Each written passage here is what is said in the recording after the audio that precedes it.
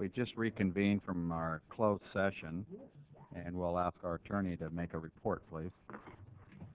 Good evening, Mr. Mayor and council members. Council is in closed session this evening in conference with legal counsel, existing litigation, Smith versus City of Galt. There's no reportable action out of that item.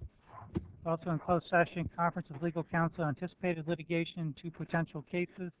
There's no reportable action on either of those items. In conference with legal counsel, existing litigation, workers' comp claim of Concepcion Ramos. There's no reportable action regarding that item. And the last item on the agenda, public employee performance evaluation, was postponed to the next meeting. Thank you, Steve. Now we will open the regular council meeting at 7:02. Roll call, please. Council members Payne. Here. Claire. Here. Haynes. Here. Meredith. Here. Shelton. Here. I'd like everyone to rise for a moment of silence, and Andrew, if you'd like to information. Sure. I think many of you in the audience have heard that there was a young lady that was struck by a vehicle last week here in the city of Galt. She is still fighting for her life in a hospital, and out of respect for the family, we're not going to disclose her name tonight, but just keep that family in your prayers today and as long as necessary. Thank you.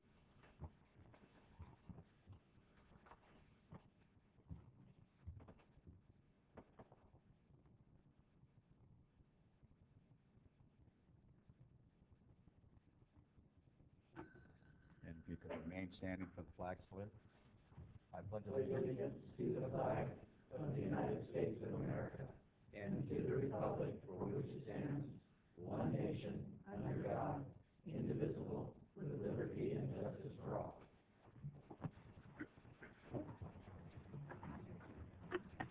Could I have the video statement, please?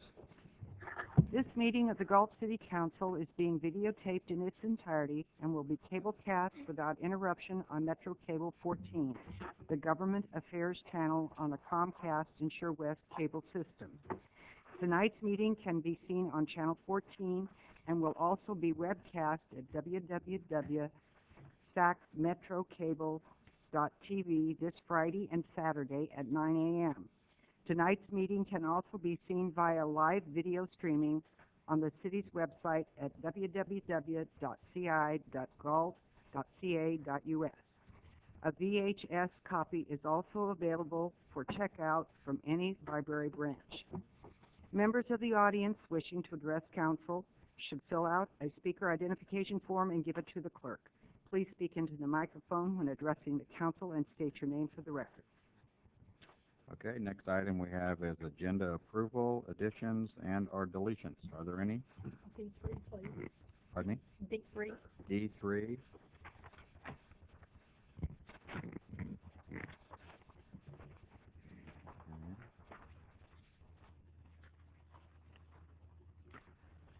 I'd like to move up L2 and 3 for the appointments, if we would, please. For Measure Our Oversight Committee appointments and the appointments of the Public Safety Committee. Okay. Where do you want to move them up to? You want to move them to You know, if we could do those first, because we have people here. public comment Yeah, as a suggestion? that would be fine. Fine with that. Everyone got that on top? You're going to have to help. Which ones we move? Okay, D3, you want them, what, you want to pull it for discussion? Okay. Oh, okay. Okay. Yeah, we'll move to public comment, if there are any. Under Government Code Section 945.3, members of the audience may address the council on any item of interest to the public or on any agenda item before or during consideration of the item. Please fill out a speaker sheet located on the table inside the entrances to the council chambers and forward the completed speaker sheet to the city clerk prior to addressing the council. We request that you state whether you live within the Galt city limits or the county area. A maximum of 5 minutes is allowed for each speaker. We have two speaker sheets, Okay. Jean Davenport and then Clifton Lawson.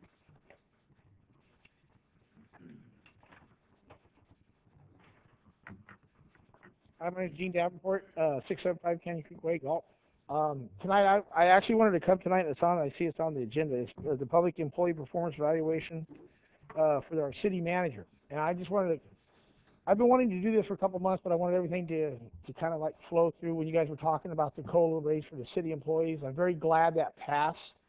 I think when you separate some of the things that were coming out in the newspaper to make it look, I mean, we have a city manager that anticipated some things ahead of the curve, and that's why we're one of the few cities in the state that's in the black.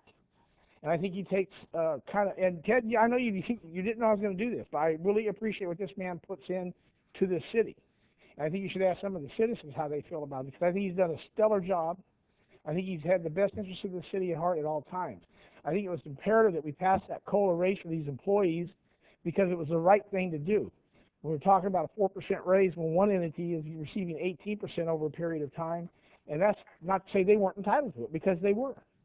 But I think Mr. Anderson took all this and rolled it up into the ball where we were going to be at this time. I am glad, don't say it, but I'm glad we got to this point.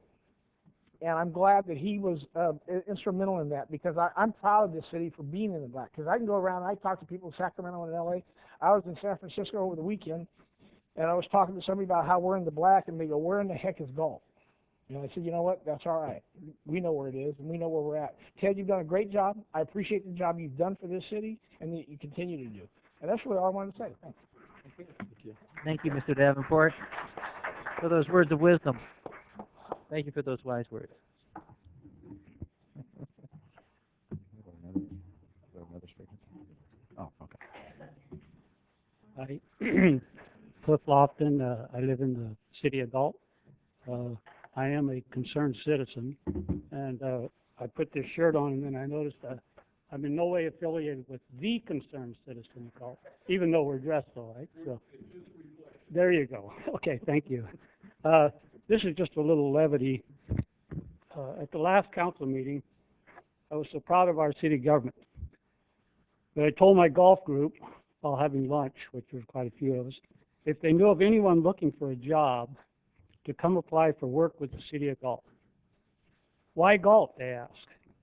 I says, well, for one thing, there are no layoffs, no furloughs, no pay reductions, good pay, and even in these hard times, there are even raises. Sounds like a good deal, they said. Well, but there's one drawback. You shouldn't live in Galt. Why? Because of the aforementioned raises, and I'm sure more to come. And Galt has one of the highest tax rates in the state at 9.25%, and an ever-increasing utility rate that no one seems to have an idea of how to stop or even slow down. Anyway, my lovable bedroom community, which I've lived here for 62 years, I've probably got seniority on you, Al. Okay. That's okay with me. Most people that moved to Galt knew it was a bedroom community, and that was they wanted to get away from the hustle bustle. Anyway, it's turned 180 degrees. Now it's live somewhere else and travel to Galt for a good city job. I know this sounds a little satirical, but don't take it too serious. Remember, you guys and gals, you all wanted that job. Thank you. Thank you. Thank you.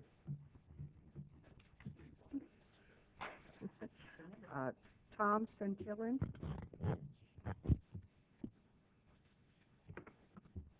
How do I follow that up? I don't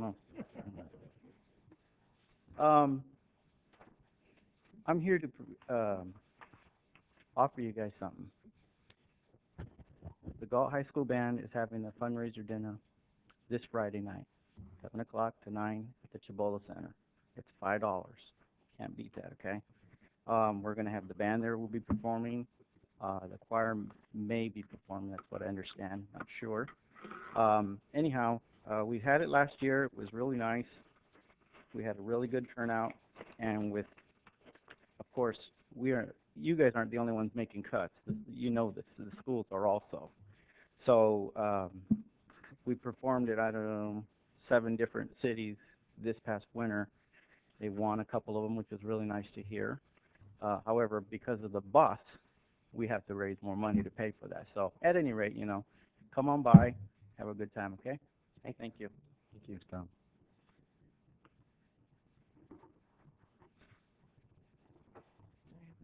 No other speakers?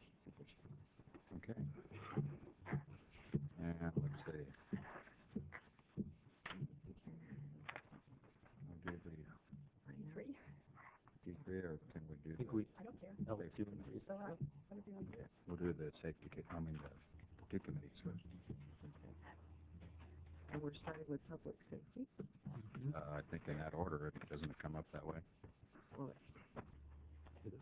L2 is Public Safety Yeah. Committee? yeah. That's all right.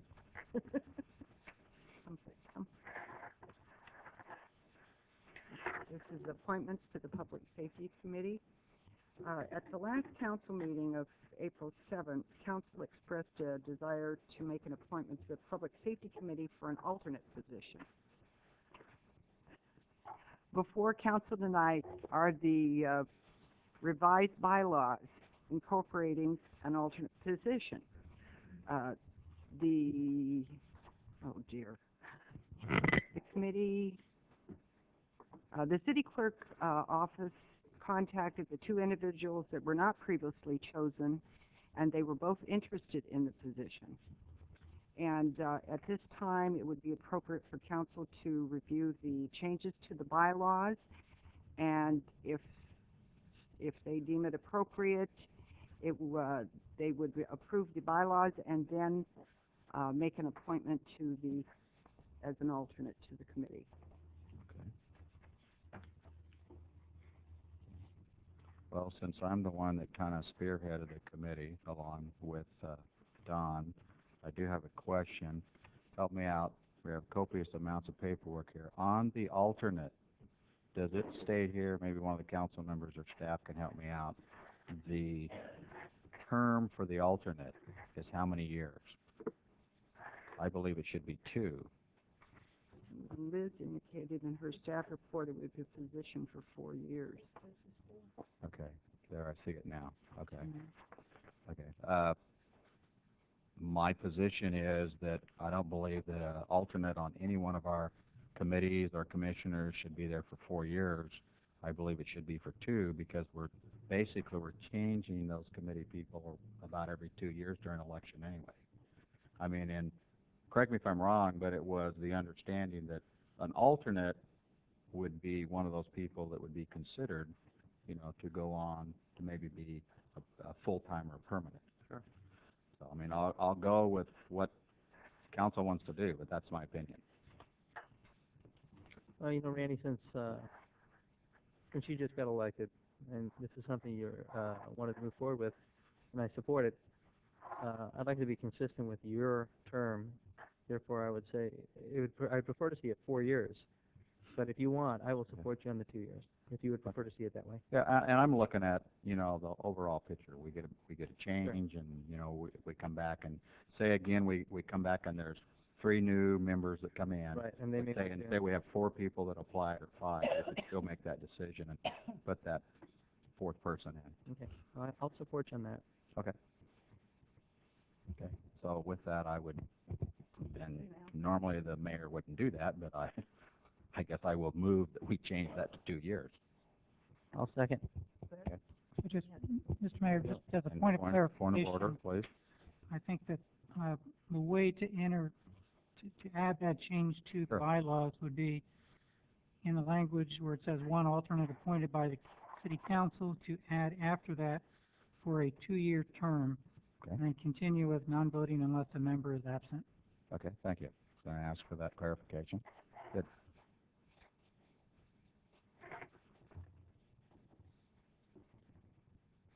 Is there any preference to which of the 2, or how do you want to? Oh, no, I do not have the. I'd like to both- make a recommendation. Flip of a coin, draw of a straw, first I'd like- one. I'd like to recommend Brian Volnovic. That's the name I have here. Is that correct? Yeah, Brian here. that's the name that I had. Is there a motion on the floor on the bylaws that still needs to be voted on? Yeah, you did, and I seconded. I didn't know if we're done with changes. I thought we did that. I made the motion. I said normally the mayor wouldn't do that, but it's done. I think you made the motion. I And believe there was we had a a second. motion I provided by the Don. clarification. So I'd recommend you just vote on the change to the bylaws before you make the appointment. Okay, thank you. And we'll call for the vote. Aye. Aye. Aye. No. Aye. Okay. Okay, and I'd like to reiterate what I said. I'd like to recommend Brian Volnovic. He works at the Sac County Sheriff's Department, has a has an interest in it, and I would like to recommend him, and I'm open to any other thoughts on that. I have a question. In his email, it says Planning Commission. He originally had applied for the Planning Commission because I remember his application coming through. So what I think he probably did, I've never spoken to him and I've never met him, but I just assumed that when he sent it off a second time, that he probably used an old email subject matter and didn't clarify that. Okay, that was just a question. I was wondering if Richard Dunton is here by any chance. He also had applied to be an alternate. Well, going with my theme from the last meeting of trying to get a broad scope of expertise in this committee, I think Mr. Dunton would be a better selection as the alternate. He's got military, law enforcement, social services, and superior court experience. So I don't know. there's a lot he can offer. I might see it a little differently. I think Brian working for the Sacramento County Sheriff's Department will also bring some experience as well, so I guess it's a toss. Have a motion? I'm making a motion that we select Brian Volnovic. Unless, I'm good with either. so much. I just need a second on mine. Well, I agree with Andrew that Richard Dunton seems to have a wider range of experience. I'd say flip a coin and you're done. There you go. Heads for Brian, tails for Mr. Dunn. That's pretty Is fast. that legal? Heads I win, tails you lose. It is? What'd you call I'm calling heads. it? Heads No, let's for... let the attorney call it. Oh, They don't I'll call it, I'll call it. Actually, okay, I would recommend putting the coin away. I was waiting to see what you were doing. Well, you know, we can call one name and just call the vote and call the second name. So, We have a motion on Don's nomination. right. so I put it out there. Do I have a second though? Unless I have a second, I don't know that we've got anything. I'll Barbara, second it. There you go. Now you got it. Call for the Plot vote. thickens. No. Aye. Aye. No. Aye. Okay. Toughest vote tonight. Now we'll have to contact all of them. Mm-hmm. I would say have coffee, but I guess we should have tea or lemonade right now. I want to thank all those people that did apply. It takes a dedication to be a volunteer on, you know, committees and commissions, so I want to thank all of you. And we will go to the consent agenda. I'm sorry, That's there all you right. are, I'm moving too fast here. Okay. I said help me out when we did that. Need help too. The next time would be Measure R Citizens Oversight Committee appointments. In November, the Galt voters approved Measure R, and within that approval was the formation of a committee composed of 5 members. And at this time, it is recommended that the City Council review the letters of interest, and if appropriate, make appointments to the committee, 3 appointments for 2-year terms and 2 appointments for 3-year terms. And I guess we should ask the attorney, how do we determine which is for which length of time? You can designate, so at the time that you'd make a motion to appoint somebody, I would recommend that you designate whether it's for a 3-year term or for the 2-year term.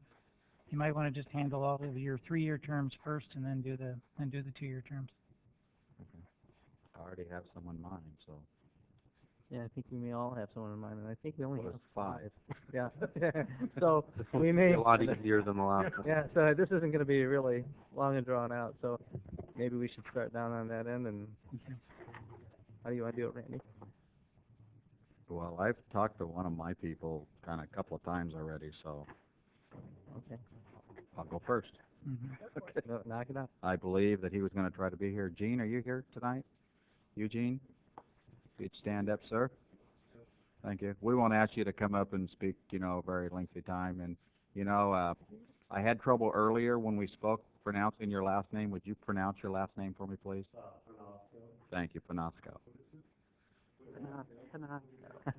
Panasco. Well, we're going to do that after, right? We're going to do this 2 or 3 years now or later. Doesn't matter. Doesn't matter to me. Mr. Mayor, just as a point of clarification, you only have 5. You have 5 people that Right. have We just need to make the decision on those 3. who's going to do 3 and who's going to do Okay, 2. and that's a council decision, right? So it'd be a motion to appoint 3 names for the 3-year term. Mhm. Don, you spearheaded the Measure R. If you don't mind, go ahead. No, not at all. Eugene Panasco, I want to just say I looked at your application. You were my first choice. But Just so you know that I looked at it, I was very impressed. You got 5 selections. I'm appoint Dave Dahlgren because Dave also had put a lot of time and effort in the Measure R. I believe Dave's here, if he'll stand up for us. Dave invested a lot of time in the Measure R with us, so I want to thank him for that. And I think he'll do an excellent job in the Oversight Committee. So, Okay, Dave. thank you for being here. These are not individual appointments, these are council. This is a total council motion, right? Yes. Okay. And I would like to appoint Eugene Davenport. okay. Suzanne Roberts. Mary Lou Powers. On yours. I know. Oh. She contacted me directly. Oh. Okay. Oh. This is going to be more confusing. Okay, well, how do we do that then? I have a question. I'm glad you do, Mayor. Thank you. Um, Go ahead. I think you're going to state before I even ask the question. That's pretty bad. Go ahead, attorney. Unlike our situation with other committees, each council member does not get to make an appointment. Right. It is there needs to be a motion, a second, Oh, and then call the roll. So okay. what I would recommend is that maybe you want to entertain 2 separate motions, where the first motion would be to appoint the following 3 names for a 3-year term, and then maybe a second motion to appoint the following 2 names for a 2-year term. If you can do it all in one motion, that'd be great, but you can bifurcate it if it would make it easier to get it done. We have a name submitted by a council member, okay? So can we put that person in on that as an appointee If they haven't applied formally. if we don't have a letter? I don't know, maybe we do have a Yes, you can. You can put Fine, any name good, but I you just wanna want. make sure. So I'd recommend that whoever wants to take the lead, council member might want to just make a motion for 3 names or all 5, but specify what the term of office is going to be for each person, 3 or 2. I think, well, you got 6 names now, where 5 would have been a lot easier to deal with. Mhm. Okay, do you But want you have 6 names, but we have still 5 5 positions? people had been. Now, we talked about an alternate before, correct me if I'm wrong, I don't think so. for this committee? I would rely Okay, I on may have talked to- chief and council on that. I'm private in that, but This one's controlled by ordinance, so those might have. can we have an alternate on this? Sir, you're stuck, at least for tonight, you'd need to adhere to the terms of the Right. ordinance.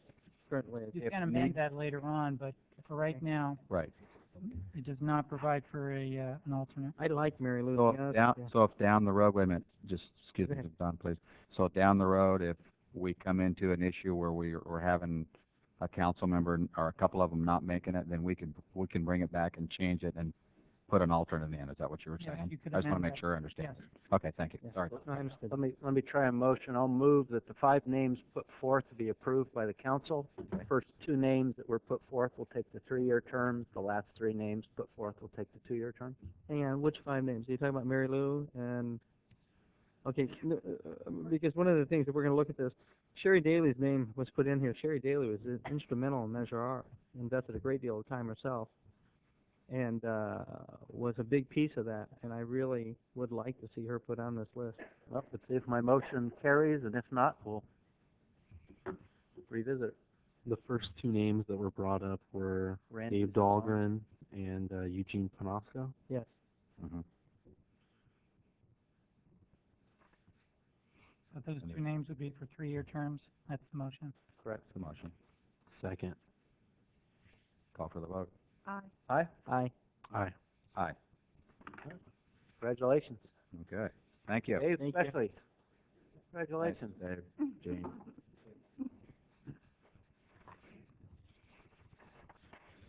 I'm so confused now. Now we're going to move to the information consent calendar. Is that correct? Move the balance of the consent. Well, we had, We haven't done, You haven't go ahead. no, Barbara pulled One of the, one. right? Yeah, I pulled D3. Do you want to read that, Sue? D3, Measure R transactions and use tax information.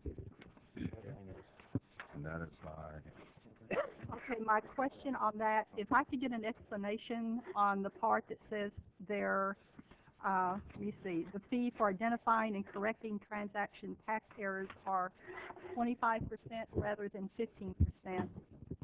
Okay. Currently, the firm of HDL has access to the city's sales tax activity through State Board of Equalization, and the auditing of sales and use tax is a very specialized item. The contract right now says that if they find errors where a business has misreported the information, it's their responsibility to audit those returns, and once they've identified that, then we get the additional revenues from that, but they get to keep 15% of whatever they find.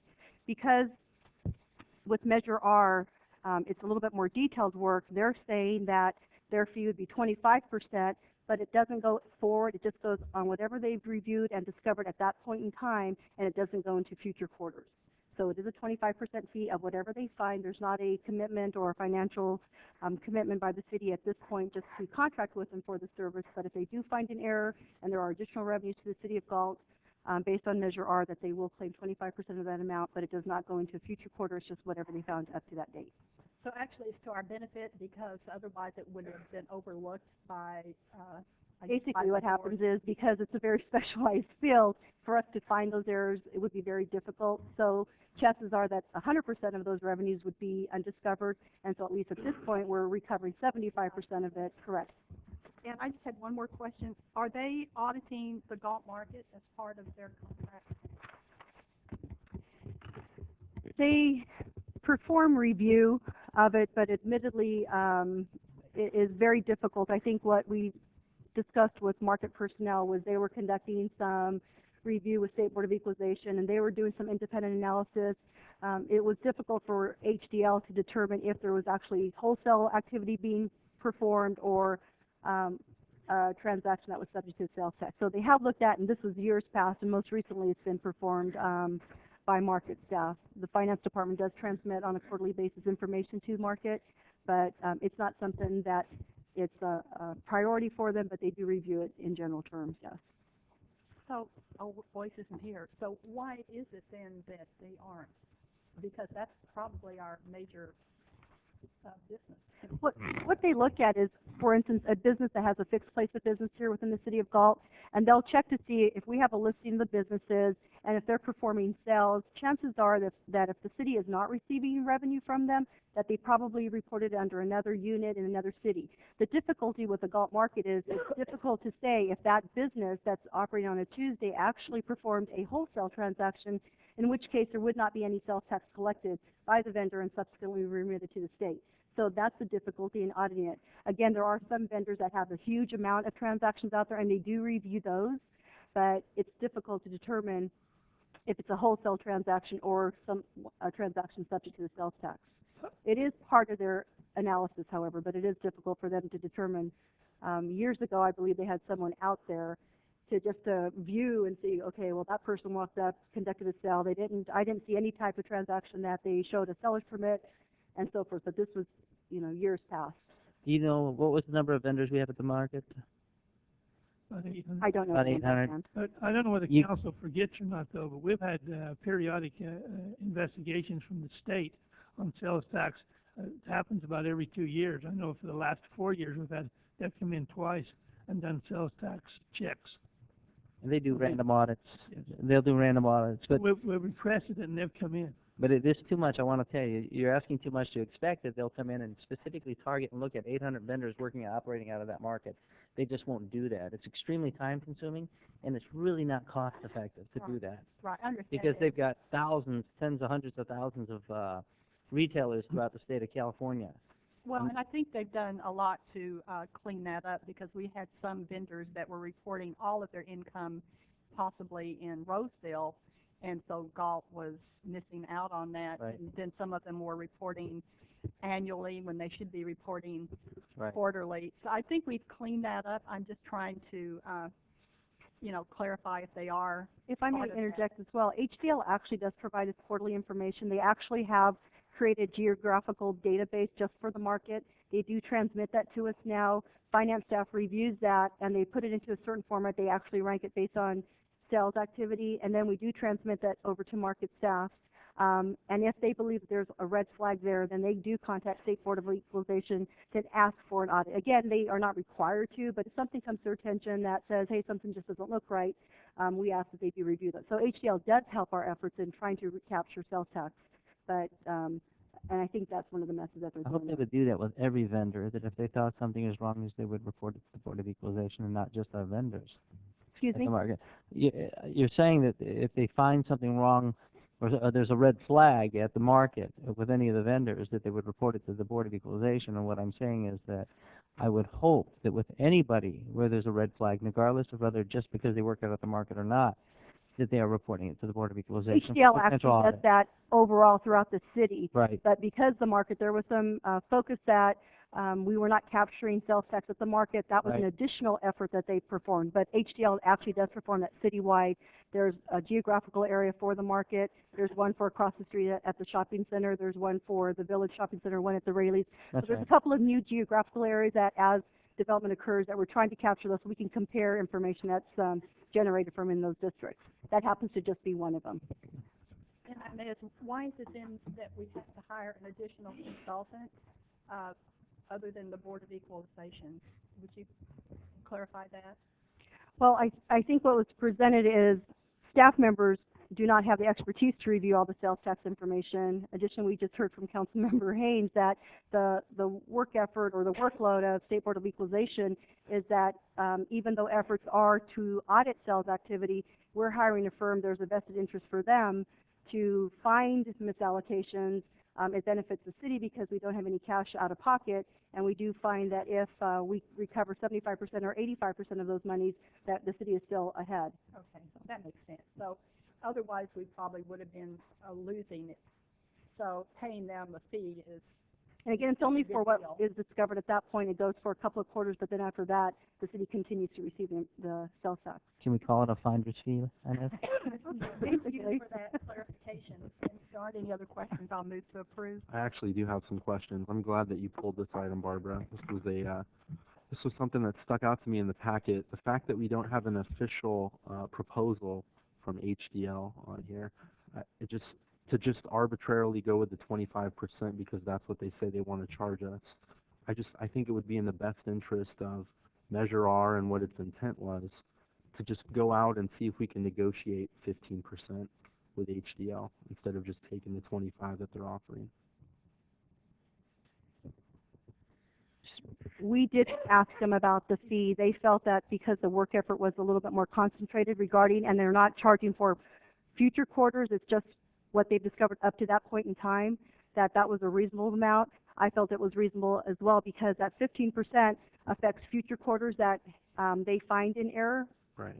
So it seems a reasonable approach to me, but if council would like, I could certainly go back and ask if they could reconsider that 25%.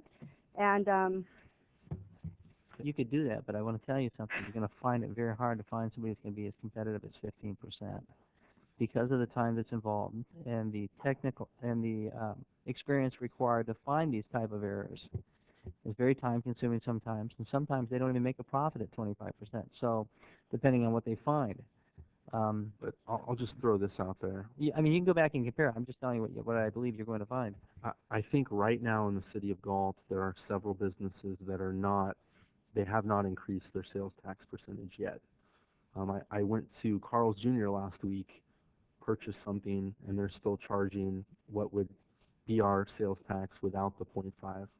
So I think HDL probably looks at this as an easy way to find people in violation because there's a lot of people that aren't up to speed with it right now. So to just go with the 25, it seems like they're going to make a lot of money off of this. I think we can negotiate them down to 15. On that note, the Board of Equalization has already anticipated that in the first quarter or so that you're going to have a number of people. It's going to take them a little time to be able to become aware of the additional tax burden. In addition, you've got the state tax with 1% also implemented. And some of those buildings, like you just mentioned, they may not have changed their computers or their programming to reflect the new rate. But at the end of the month, and they're most likely filing a monthly basis, that they will pay the 9.25%, regardless of what they're charging you. Because the tax burden's on the retailer, it's not on the residents or the purchaser, just to clarify that. But if HDL can't do it for 15%, I mean, we can give authorization to another company to do the same thing. Is that right, Inez?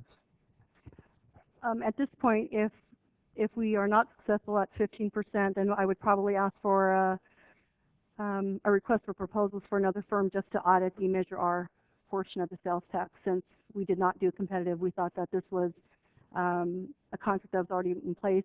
It seemed a reasonable amount based on not going prospectively into the future on misallocations, but we would actually go out through a competitive process then.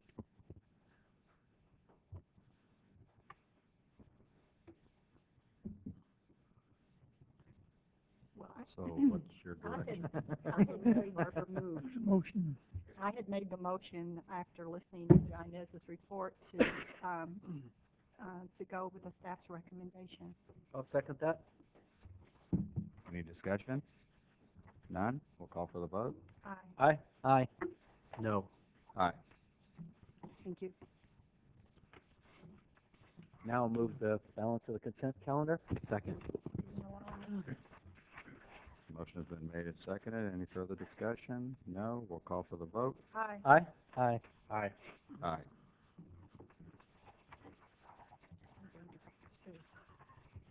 Oh.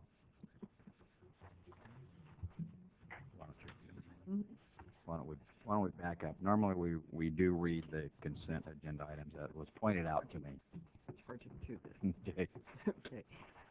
First item is the minutes of of the special and regular meeting of April 7th. Item number 2, City of Galt warrants. Number 3, which has already been discussed. Number 4, credit card processing fees. Item number 5, proclamation recognizing pause. Now Okay. Now we'll move into lesson presentations tonight. And Darrell, I believe you have the first one. Yeah, I hope most people are aware of PAWS, Performing Animals Welfare Society, that's been a part of our community, and it's specifically been a part of our community for 25 years, and we want to acknowledge that and recognize the folks who are responsible for that. So if Pat and Ed would come up and meet me at the podium, we will do that.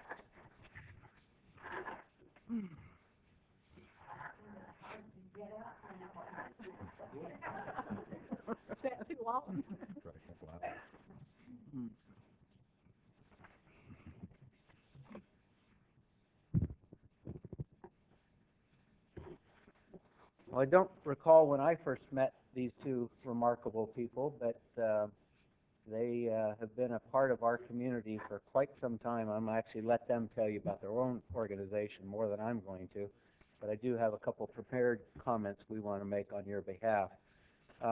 But those of you who don't know, and most of what I'm going to talk about is specific to PAWS, but I do want to say that these two people in the community go far beyond the literally back-breaking work, the patience, and the endurance they have had with PAWS and the outgrowth of PAWS. But I'm wearing a Rotary tie because these have both been presidents of one of the local Rotary clubs here in our community, and the list would go on and on, the help they've given. Cousin Ed, as I call him, the running of the strawberries at the Strawberry Festival, help with the schools. As I say, the list would just go on and we wouldn't have time. So to focus on PAWS specifically, I pulled something right off of your website, if you don't mind. Plagiarism is greatly underestimated. I want to quote from their website, and it started with Pat Derby. And Pat Derby's advocacy for animals developed more than 35 years ago when she began working with captive wildlife in movies and television commercials. And I don't know if my facts are right, but I think many of us remember the Mercury cougar, which I think was one of the animals that she worked with, and animals like that. While working on television series such as Gunsmoke, Lassie, Datari, and Flipper, she witnessed the neglect and abuse prevalent in animal training. Determined to initiate better standards for care and handling for performing animals, Pat chronicled her adventures in a Book of the Month Club autobiography, author that she is, and that was called The Lady and Her Tiger. Not the Lady in the Door story. This is a different one. The first expose of the treatment of performing animals, The Lady and Her Tiger, won the American Library Association Award in 1976 for the book that Pat authored. Since 1984, the Performing Animal Welfare Society, affectionately known as PAWS, has been at the forefront of efforts to rescue and provide appropriate, humane sanctuary for animals who have been the victims of the exotic and performing animal trades. PAWS investigates reports of abuse performing and exotic animals, documents cruelty, and assists in investigations and prosecutions by regulatory agencies to alleviate the suffering of captive wildlife. And I guess in, 15 years that I've known you folks, and having been around them, the stories that they get of a phone call comes and someone's got this tiger in Texas and they thought it'd be a good idea to have it as a pet. Or somebody's found a bunch of bears that are in cages barely big enough for the bear to be in, and they've been stuck in there, and their paws or parts of their bodies have become deformed from captivity. And it just, the list goes on, and somehow they reach out time and time again through their own efforts and through the people they've developed as relationships and resources, and grown and grown. And we went from PAWS here in our community to ARC 2000 and the Amanda Blake Preserve that's up by SMUD, if you haven't seen that. And just what you've done over the years. And I told them by accident, they crossed paths with my brother long ago up in the great north of our state when you were up in that area. And I let him know that you're here tonight and being granted this proclamation by the city, and he also sent us congratulations. So I'll read what this is, but I want to give you a chance to tell us some of what you're doing. And I think one of the first elephants you brought down here, didn't you folks literally sleep with the elephant for months, I think, until it could feel safe and secure? And I mean, there's just no end to what these people have done. You know, I have a puppy that I don't think I slept with for a couple nights, and I said, you're on your own. You got to do this by yourself, let alone an elephant. So on behalf of the staff and the full city council, we have adopted a proclamation that says, recognizing the Performing Animal Welfare Society's 25th anniversary. Whereas in 1984, former Hollywood trainer and author Pat Derby and her partner Ed Stewart opened the Galt Sanctuary for rescued captive wildlife known as the Performing Animal Welfare Society, PAWS. And whereas PAWS provides a peaceful sanctuary for abused, abandoned, or retired animals, and for 25 years and now maintain free sanctuaries, 30 acres in Galt, 100 acres, the Amanda Blake Wildlife Refuge in Harold, and 2,300 acres of pristine natural habitat known as ARC 2000 in San Andreas, California. And whereas PAWS has earned the recognition as a leader in animal welfare, among their greatest concerns is the treatment of animals in traveling shows, animal acts, television and movies, captive breeding, the exotic animal trade, and inadequate standards of care for all captive wildlife. And whereas PAWS is recognized internationally for its leadership in protecting wild species and their habitat with international programs established in India, Mexico, Africa, and Cambodia to diminish human-elephant conflict and to establish protected areas for wildlife. Now therefore be it resolved by the City Council of the City of Galt, California, that the citizens of Galt and surrounding community wish the Performing Animal Welfare Society a happy 25-year anniversary and commend the organization for their years of service to the animal welfare. And so on behalf again, we gladly present you with this proclamation bearing our signatures and seal, and thank you for all your work. Thank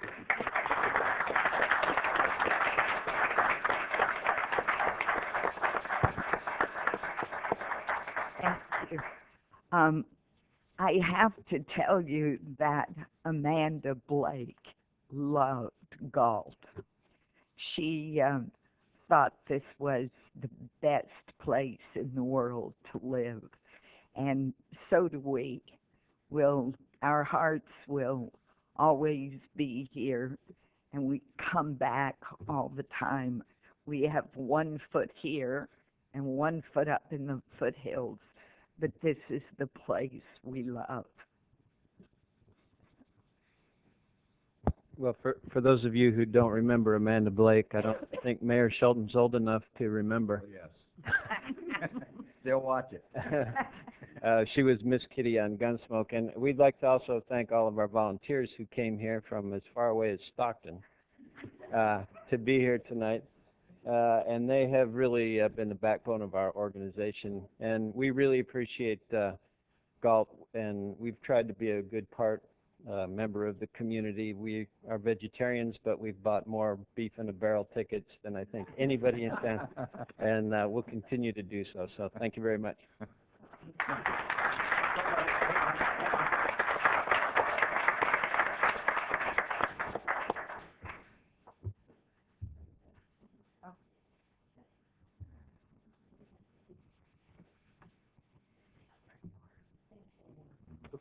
Then could any of you who are PAWS volunteers come up for a moment with them, please?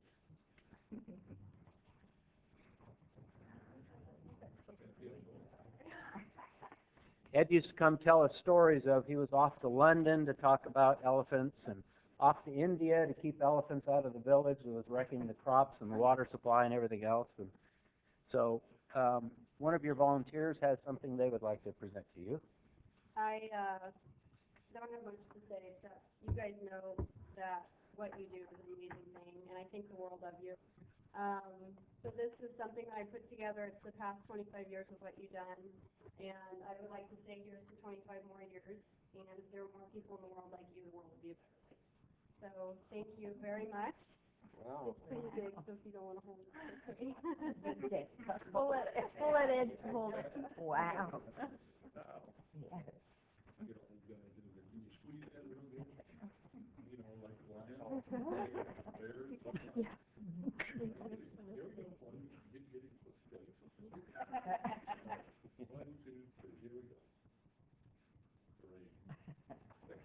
Yes. Okay. Thank you all.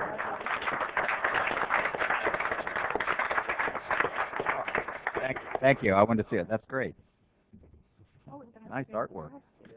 Yes. Very good.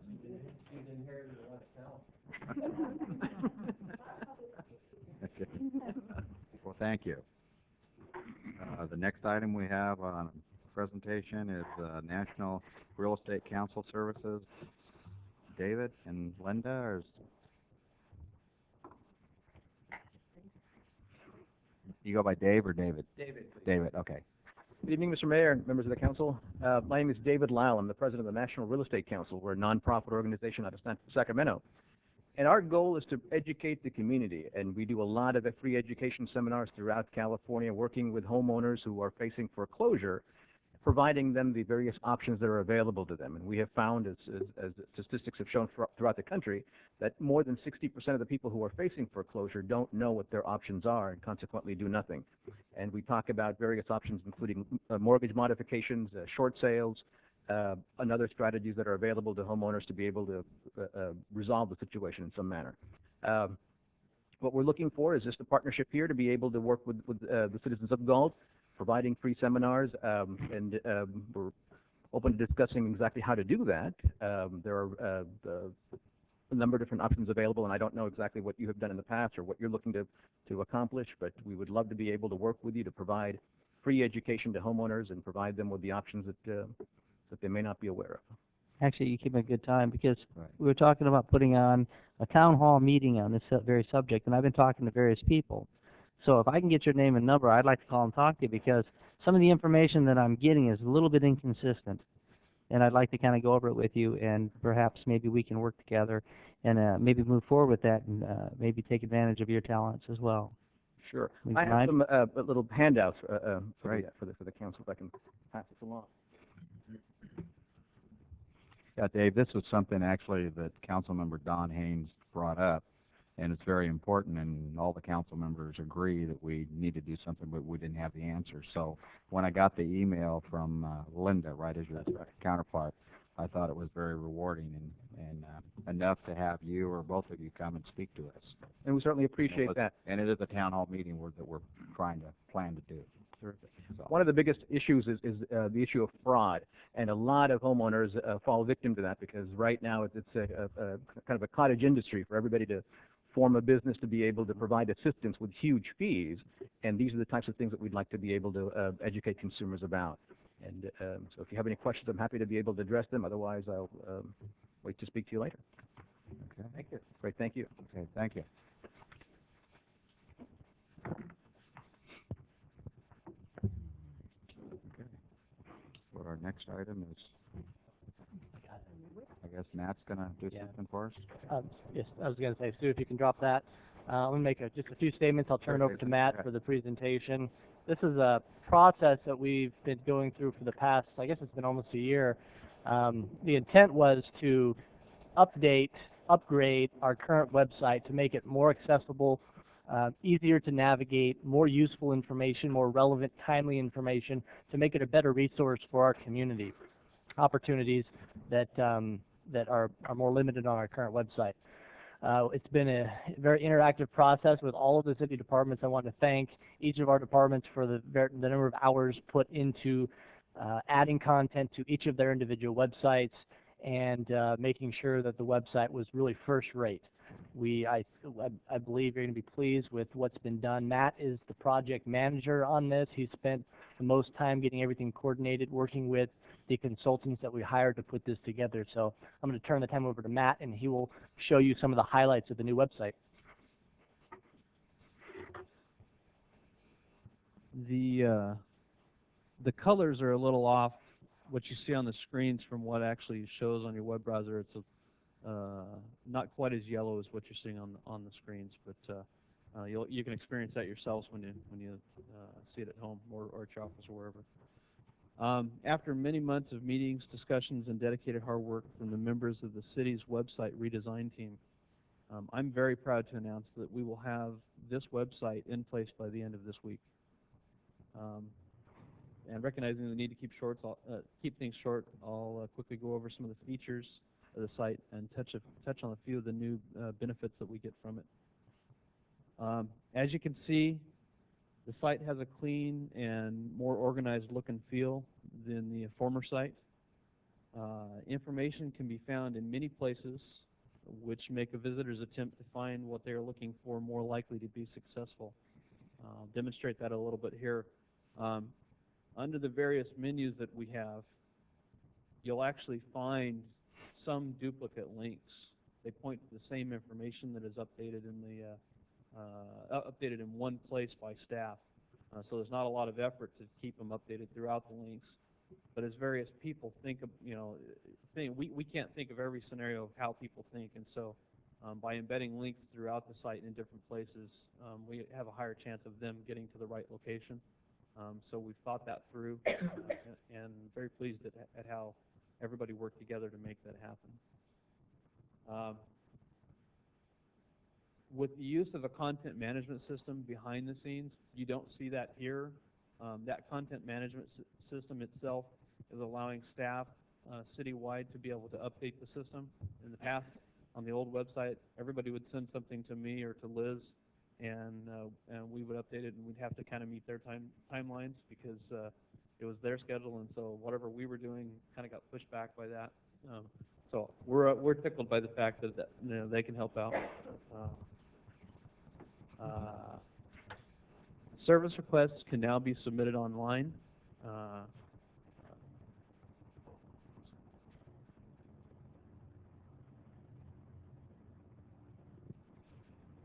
can now take online information and ship it directly to staff through forms.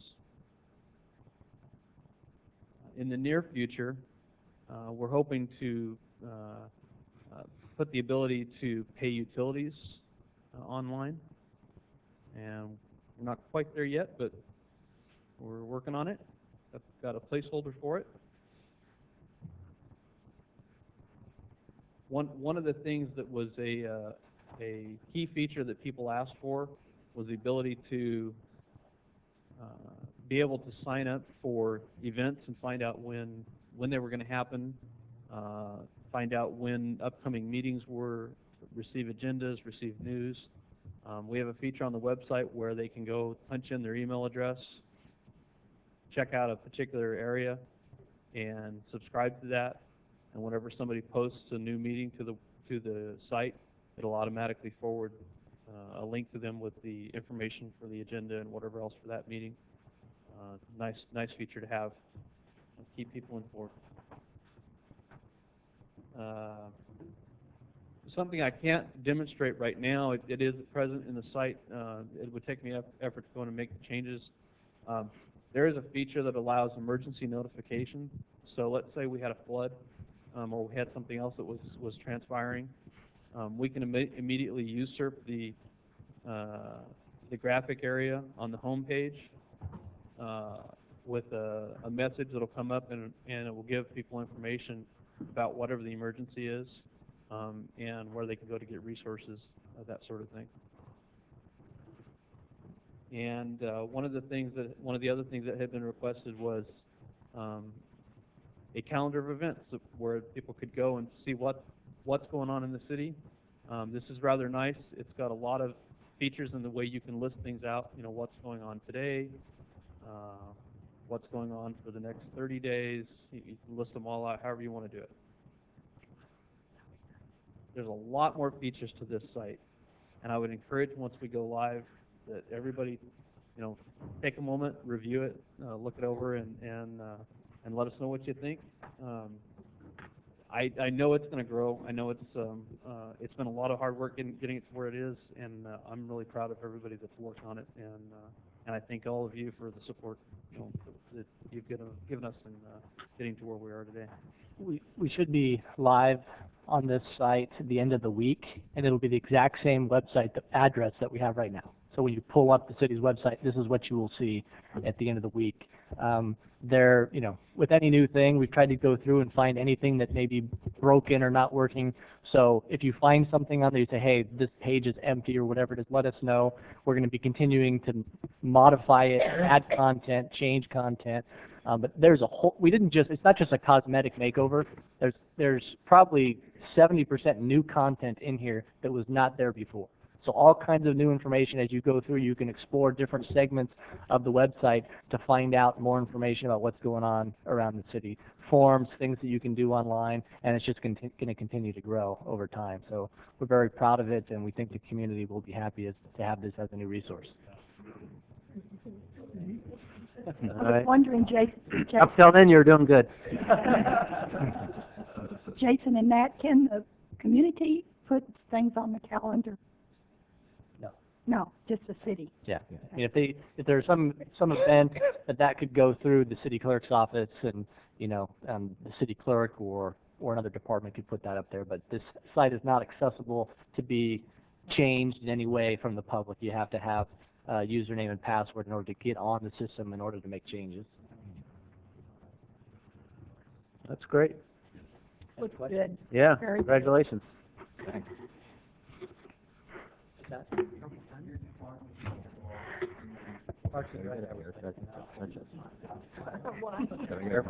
Mustache, haircut.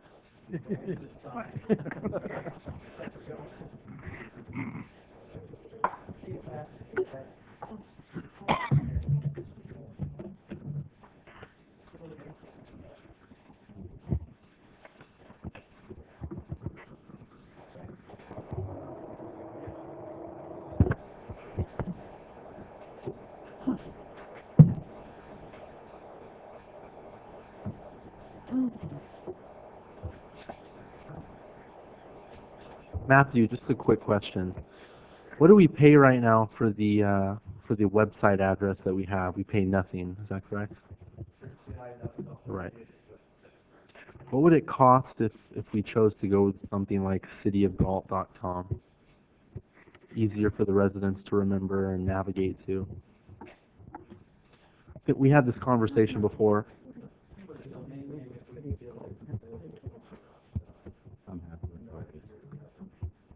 Can we just find out if that's available, cityofgalt.com? I know Elk Grove did that with their new city website. They changed the wording a little bit. It's like elkgrovecity.com. But it'd be a lot easier for residents to remember than ci.galt.ca.us. So, just see if the option's available. We can bring back a list of various options for the council at the next meeting and see if you're interested in looking at that. I think that'd be great.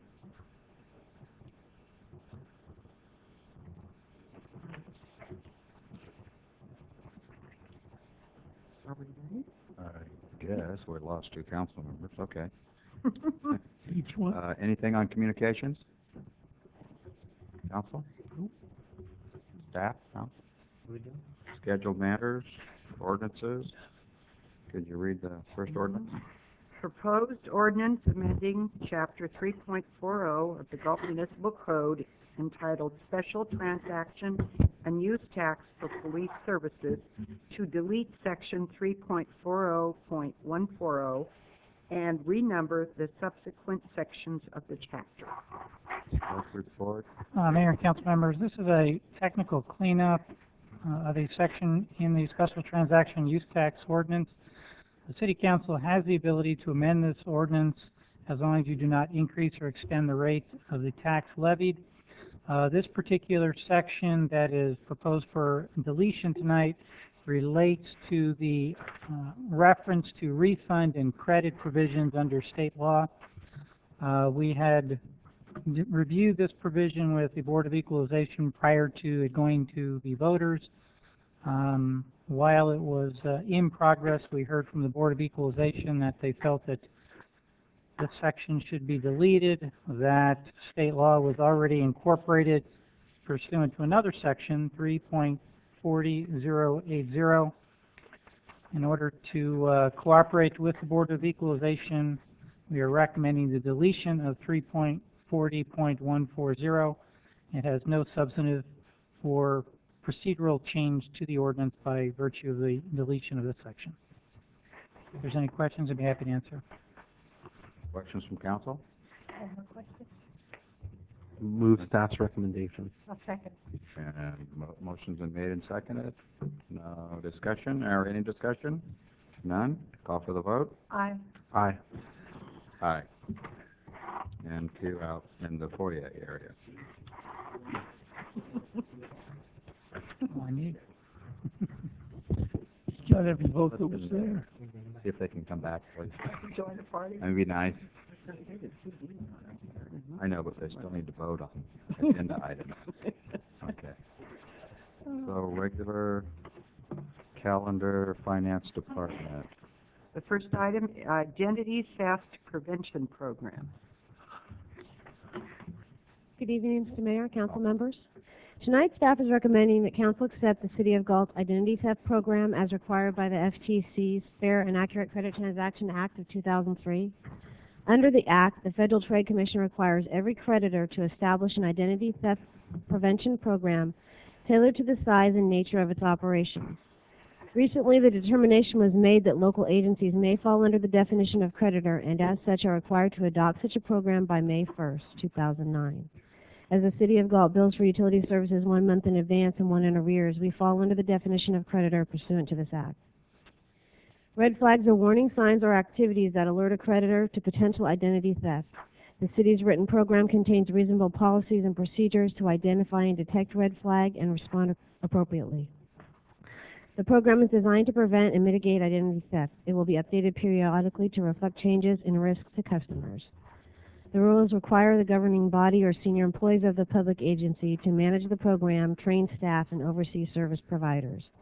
Failure to develop and adhere to the program could result in fines being imposed by the city, or on the city, I'm sorry. I can answer any questions you might have. Questions from council? None? Okay. Is there a motion?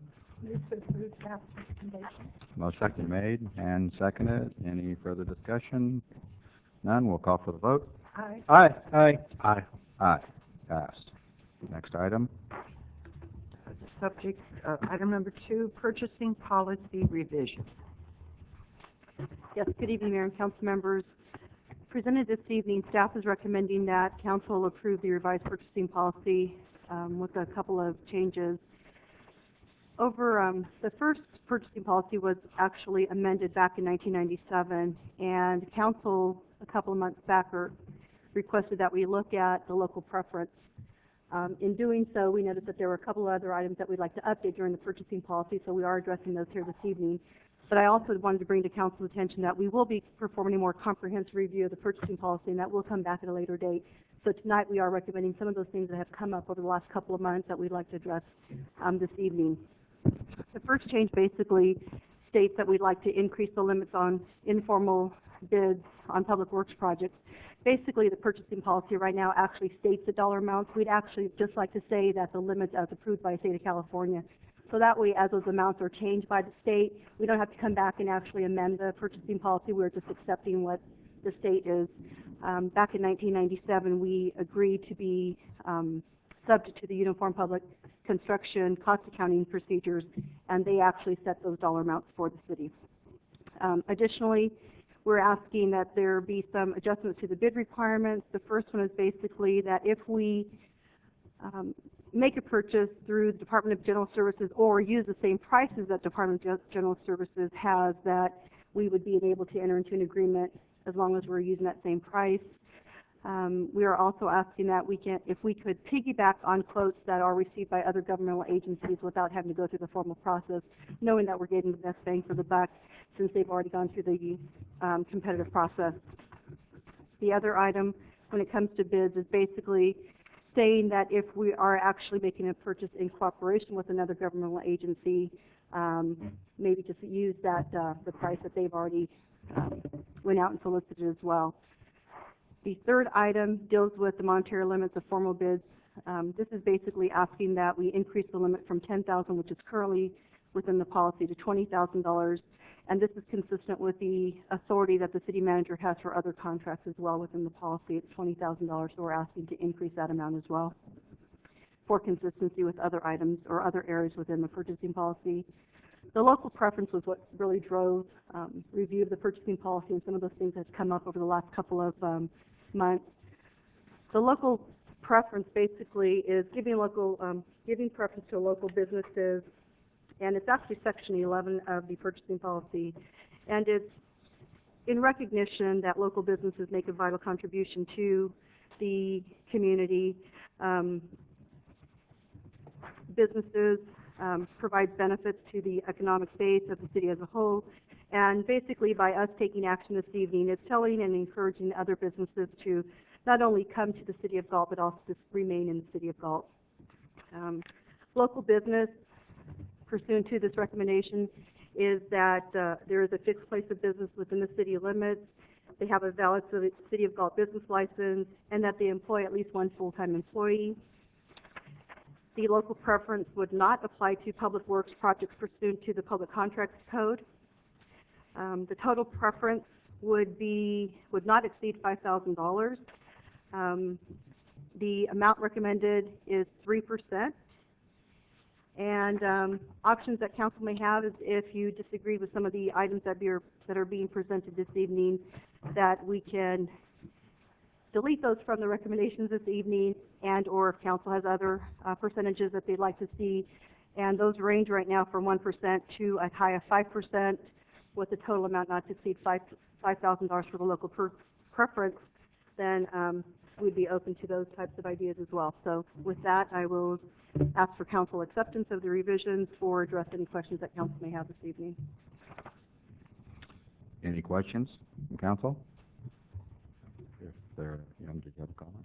Yeah, I thought I'd seen it, but now I'm not. Is there language that states that because the limit is $19,999, that multiple purchase orders for that amount aren't issued? Right, but I can't find the language, and I thought I'd seen it before. There is language. It basically says that you could not break down a purchase of items in order to avoid compliance with the purchasing policy. All right, that's good to find it the second time. Thanks. Is there a motion on the floor? So I can move to approve staff's recommendation with my thanks to Inez for all of her hard work that went above and beyond what I had asked for. And I'll second that. Motion's been made and seconded. Any further discussion? None. We'll call for the vote. Aye. Aye. Aye. Aye. Aye. Passed. 5-0. Thank you. Next item. Ordinance amending Chapter 13.04 Water, 14.04 Wastewater, and 8.16 Garbage. Currently, a utility deposit equal to 3 months service charges or approximately $300 is required to reestablish service when it's been discontinued for lack of payment. Staff is asking that the director be given the ability to waive the deposit requirement upon application by a customer through completion of the hardship waiver form, which is attached. For some time now, billing and collection staff has been seeing an increase in the number of customers who, due to the current economic environment, have lost jobs or are experiencing other economic hardships resulting in their inability to pay their utility bills. Staff has been working with customers within the constraints of the Galt Municipal Code, extending payments on deposits, waiving penalties where possible, and even allowing customers to carry small balances from one cycle to the next without loss of service. Over the past several months, the problem seems to have intensified. In an effort to provide more options to work with our customers, staff is recommending that several sections of the Galt Municipal Code, which apply to the utility deposit requirement, be amended to remove must and replace with may.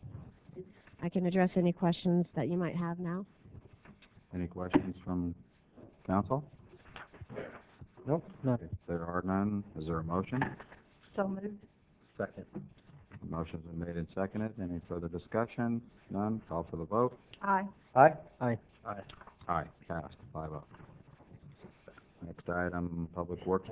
I'm sorry. Go ahead.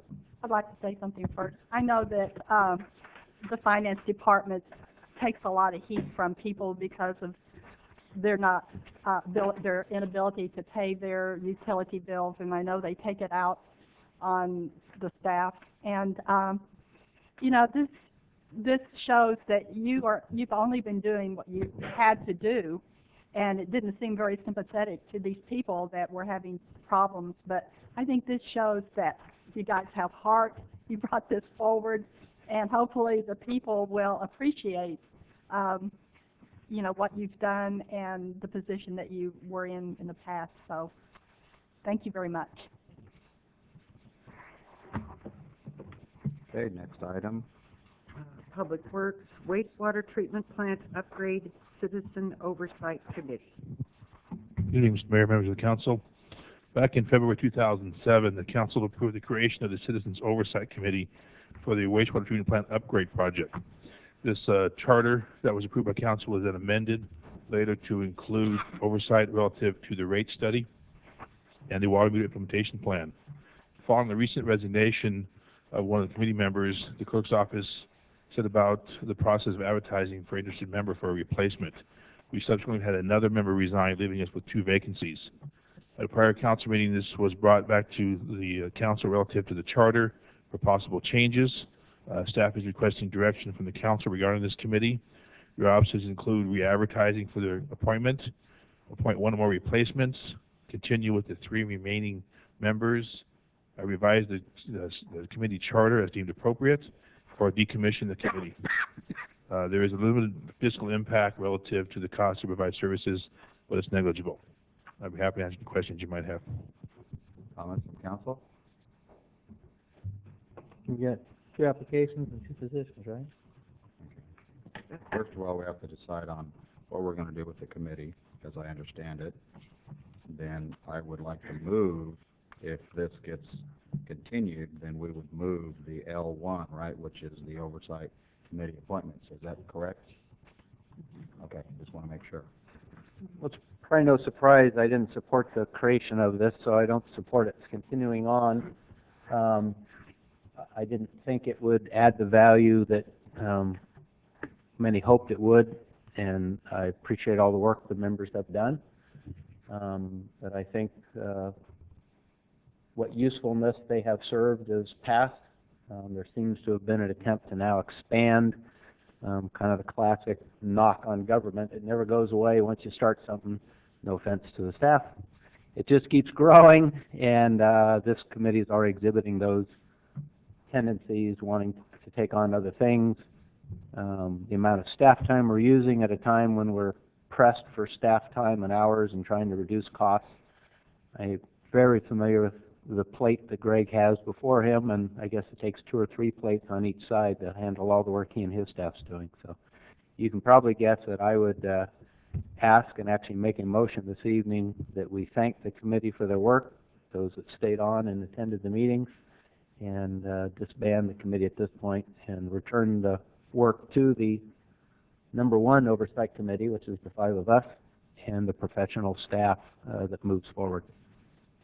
That'd be my formal motion. Okay. I'll second the Motion's been made. Motion's been made and seconded. Any further discussion or questions? I have some discussion. And we have some discussions. Go ahead. I know that we have 2 members of the community that have volunteered to serve on this committee had it continued, and I would like to personally thank them for their interest and appreciate so much that you did come forward when we needed someone. Hopefully you're not too disappointed. Oh, I don't know what they're disappointed about. We haven't voted on it. We haven't voted yet. Yeah, so Sorry. maybe we ought to talk about it first. Votes are. I think the Oversight Committee's done an excellent Thank you, job. Galt. Every one of them have done a great job, and I think the fact that we've got more people interested, willing to step up to the plate, we would have a full committee with the 2 applications. I would support moving forward with this committee. I think they've done a good job. Sometimes, you know, I mean, their personal feelings get involved, but overall, I think they're doing a good job for the community. I think they've demonstrated that they care enough to be involved and to help educate our community on some of the issues. And I very much would support moving forward with this committee intact and let them finish out what they started. I would agree. I think when we chartered this committee, we did it with the intent of seeing it through to the actual upgrade of the water treatment plant. And I really think that, you know, the fact that these people have dedicated so much of their free time to delving into these in-depth issues that are associated with water treatment, I think we owe it to them and to the sacrifices that they've made of their own personal time to let them finish. I really do. I'm going to be extremely disappointed tonight if we throw away all of those hours that they've spent just to get rid of the committee. I have a question. What date did the committee, was it formed? How many years of service have they done? Does anyone know that answer? It was in February 2007 when the council first approved the committee. I believe it was 2 years plus. 2 years plus, yes. Well, I'll thank all those people that dedicated their time and a couple of years plus to the service of the community. It gives a lot, but I agree with two of my other council members here on this one that we need to abolish it. But I want to thank you for all of your years of service. Yeah, we'll call for any further discussion. If not, we'll call for the vote. Aye. Aye? No. No. Aye. Passed. 3-2.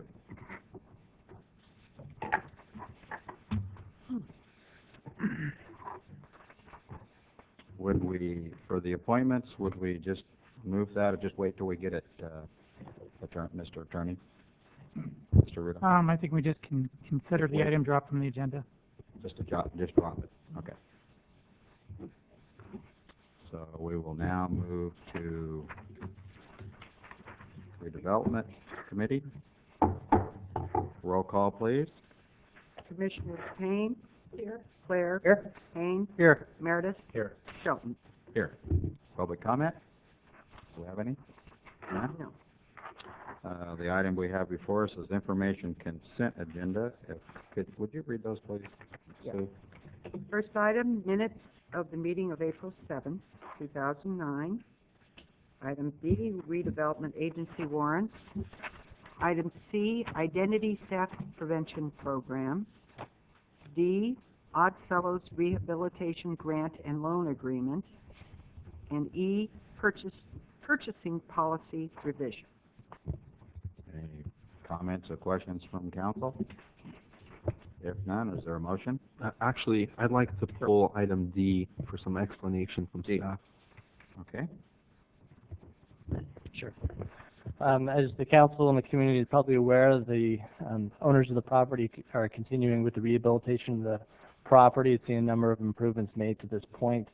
Due to the difficulty with construction financing and other problems, they decided to move forward financing the project on their own using cash available on hand.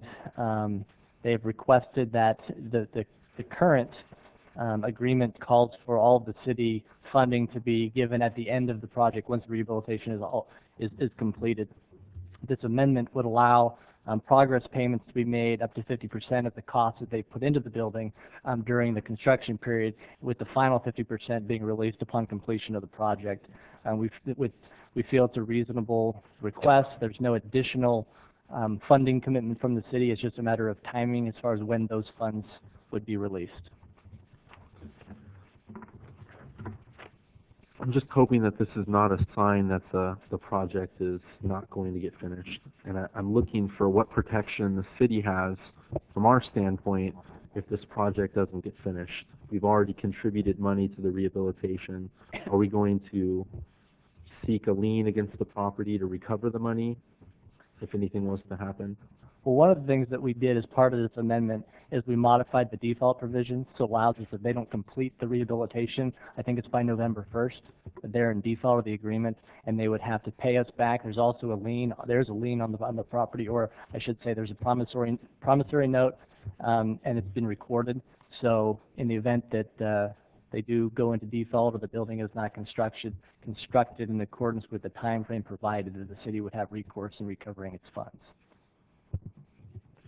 And the restaurant component, this isn't going to change that at all. There's still... Right. That would be once the restaurant is actually open. Okay. Yeah. Well, that's it. Construction continues. Right. There is construction, and construction is continuing. Yeah, they're still working on the project. Any latest word? They've been working on submitting some final drawings for the final work to be performed over there, and I know they've been going back and forth with our plan reviewer. I don't know if they've actually... We haven't gotten the finals yet. They've been working on it. Okay. So all indications that you're getting is that this project is still moving ahead full steam. As a matter of fact, we visited one of the projects that they just completed in downtown Sacramento, and at that time, I became aware that they've added a significant amenity to that. If you notice the structural steel, and that they're putting help me with it, a outside area, and they've added a significant amount of cost to the project on their own. And they've already submitted invoices to the city of about over $300,000, and the purchase price of the project was in excess of $300,000. So they already have about $650,000 into the project. At this point, the amount of reimbursement they would be eligible from the city would be about $150,000. So for them to walk away, the city, would be on the hook for a small percentage, whereas the developer is bearing the vast majority of the risk, because they would continue to have the majority of the funding into the project.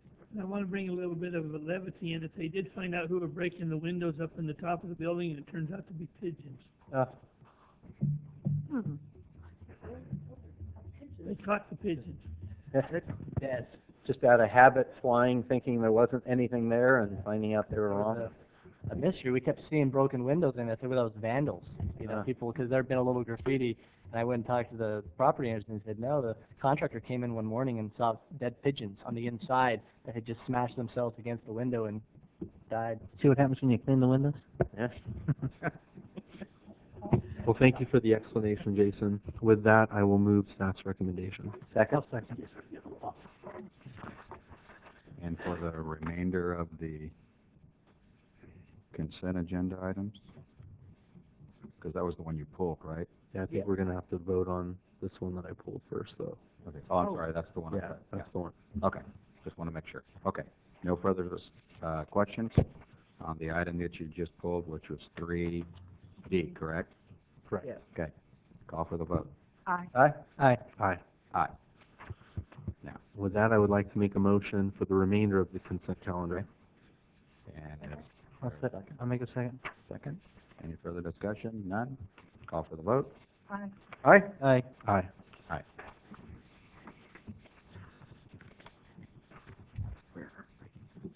Righto. We are back to Oh, adjourn and reconvene to Galt City Council. Okay. City Clerk's report. We have reached her last item for, are you? Number 4. Number 4, appointment to the Sacramento Environmental Commission. Council received notification that the current term being served by Mr. Bailey from Folsom will expire in June. He has expressed an interest in continuing to serve, to be reappointed. Folsom has planned to advertise for the vacancy, and at this time, we need direction from council as to whether they wish us to advertise or one of the other options that might be available. Okay. Any questions from council? No. Comments? If we agree with the city of Folsom to just go ahead and reappoint the current appointment, is there a need to actually go out the application process? Okay. No. Ted is. no, there isn't, and this is a little bit unusual. Most cities have one appointment. We're in the old FIG mode where we share one with Alton yeah, and we had an individual member here who was on this committee for many, many, many years and carried it over. 8 or 10? Oh, it was more than that. And so it's not unusual for us to carry the same one over. I would recommend, if the guy is up to speed and he's knowledgeable, it doesn't make sense to change another individual. Yeah.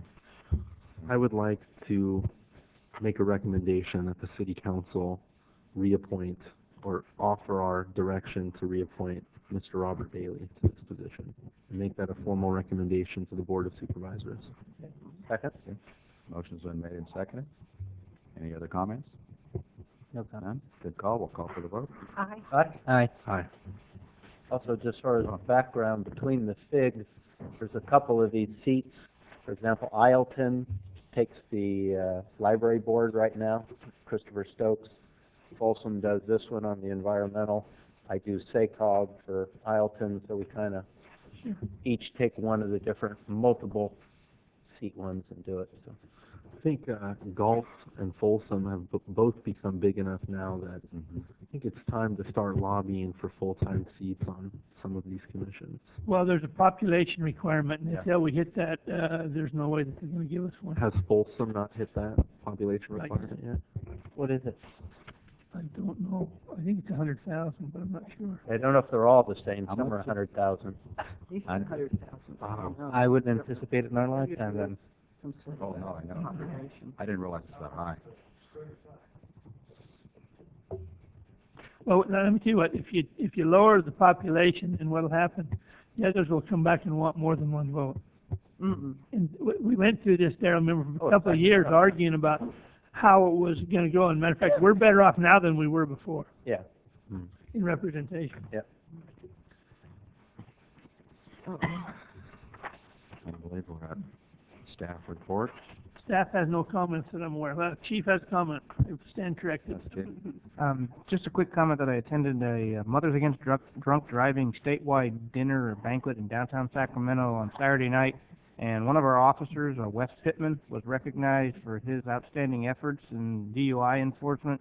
In the year that they calendared, Wes got 23 DUI arrests, which led our department and actually led a lot of other departments bigger than ours. So Wes was recognized and commended, and we were real proud to see him get that, and he's done a really good job. To clarify, he issued 25. He didn't get 25. He caught 25 offenders. How's that? All right. Yeah, he didn't get caught 25 times, 23 times, but it was still it was good to see us represented there, and we were proud of Wes. So just wanted to make that comment. Okay. Council comments, Vice Mayor Payne. I just wanted to report to the council that we're looking into a community garden.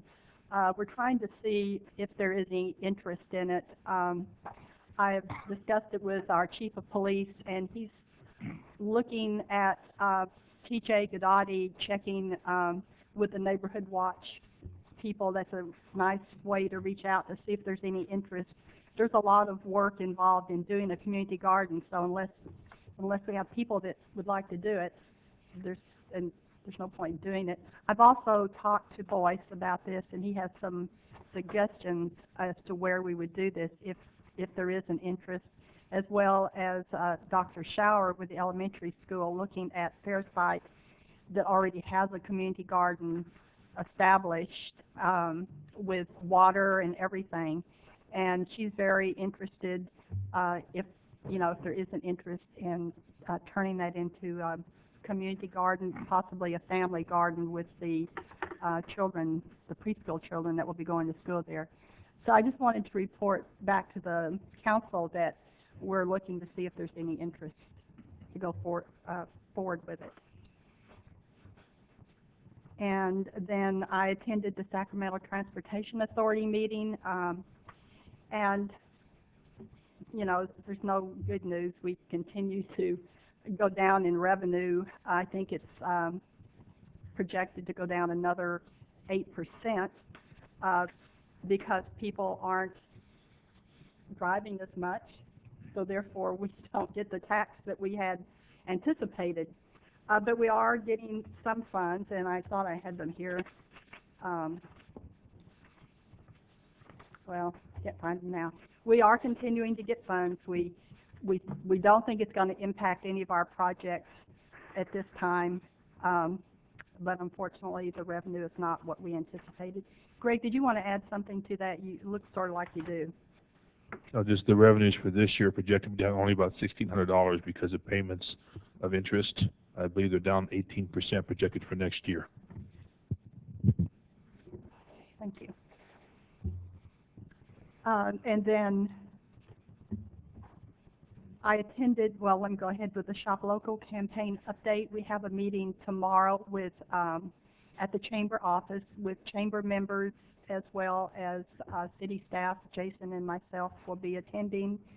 And other business people to come up with a campaign to encourage people to shop locally, to keep the dollars in Galt. At this point, I wanted to thank Boyce and his crew for working on the mistletoe. I've had several concerns about the trees in the neighborhood being covered with mistletoe, and I know Troy's on top of that, so thank you, Boyce. I also wanted to mention that I attended the California League of Cities Legislative Action Days. The governor spoke, as well as Dale Bonner, Secretary of Business, Transportation, and Housing, Katie Carroll, California Deputy Treasurer, Karen Douglas, Chairman of the California Energy Commission, and there will be on our new website a report from that meeting. I would just mention that Governor Schwarzenegger is really pushing to pass the new propositions. I think it's 1A through F. That's his recommendation. The League of Cities has endorsed that, and they are also recommending the passage. I suggest that we all pay attention to those. The elections in May. You know, don't let it get by you without reading it, because the effects either way will be with us for a long time. Let's see if there was anything else. Oh, I wanted to also let the council know that Don Beckman of Stores Realty and Management asked to meet with me, and I think he's met with maybe other council members as well, to talk about the rental control. And he met with me, and I listened to what he had to say. So I wanted you to know about that meeting. I think I've covered everything. Thank you. Okay. Well, there's some good news, I think. Stimulus money is beginning to flow into the region, at SACOG at least, and more rumored to be on the way, and a lot of it's still unclear as to how it'll get here, and who will have the ultimate decisions on how it's used, and all the other things. But it is starting to move, and toward that end, there's a saying, it's not the big that eat the small, it's the fast that eat the slow. Our staff's been moving very fast at an opportunity that they found out about, and with the help of Omni Means, and I attended a couple meetings with them, and then I hosted a meeting at SACOG last week, and they're proposing a plan which they can brief you on and give you copies of. I didn't think there was any hope to make any improvements at Twin Cities Interchange for, I think you've heard me say, another 10 years at least. And we have an opportunity within 3 years of sitting here right now to put in some roundabouts on each side of the existing bridge. The bridge itself won't really be increased, but instead of using the bridge as a queuing and stacking, which is very limited, there'll be a constant flow across the bridge around the roundabouts and onto the highways or wherever they want to go. So I assume staff will probably be bringing more formal presentation than I'm doing in this 2 minutes. But the first meeting we had was with Caltrans, and Donna Tolley, our county supervisor, attended. Jody Jones, who sits on our SACOG board, is an ex officio member who is the head of the district. She came down, I'd say 12 to 15 minutes. She said, I got it. I understand what the problem is. I understand what you want to do about it. I'll go back to my people. I don't think it was 3 days, was it? 5 days? She said, I'm in if you can go fast. If it's not built in 3 years, I'm out. So you got to find the rest of the money. So I hosted a meeting at SACOG. We're working at SACOG to find some of the money. We need in round numbers $5 million. She's got about $1 million from her side, and we're going to keep moving. But this is one that's got to go fast, or this window's going to be missed. But we could increase the ability to handle traffic there. Surprisingly, if all the estimates, and I don't doubt they're correct, and Omni Means has done a simulation and all the things, we can probably get by for another 8 to 10 years, and a second phase could get us 20 years. And so keep your fingers crossed.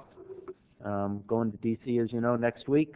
Going to chat with some people back there, but we got to come up with a total $5 million pretty quickly.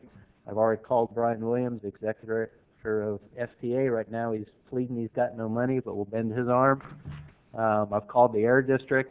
We're going to look anywhere we can find design funds, right-of-way funds, construction funds.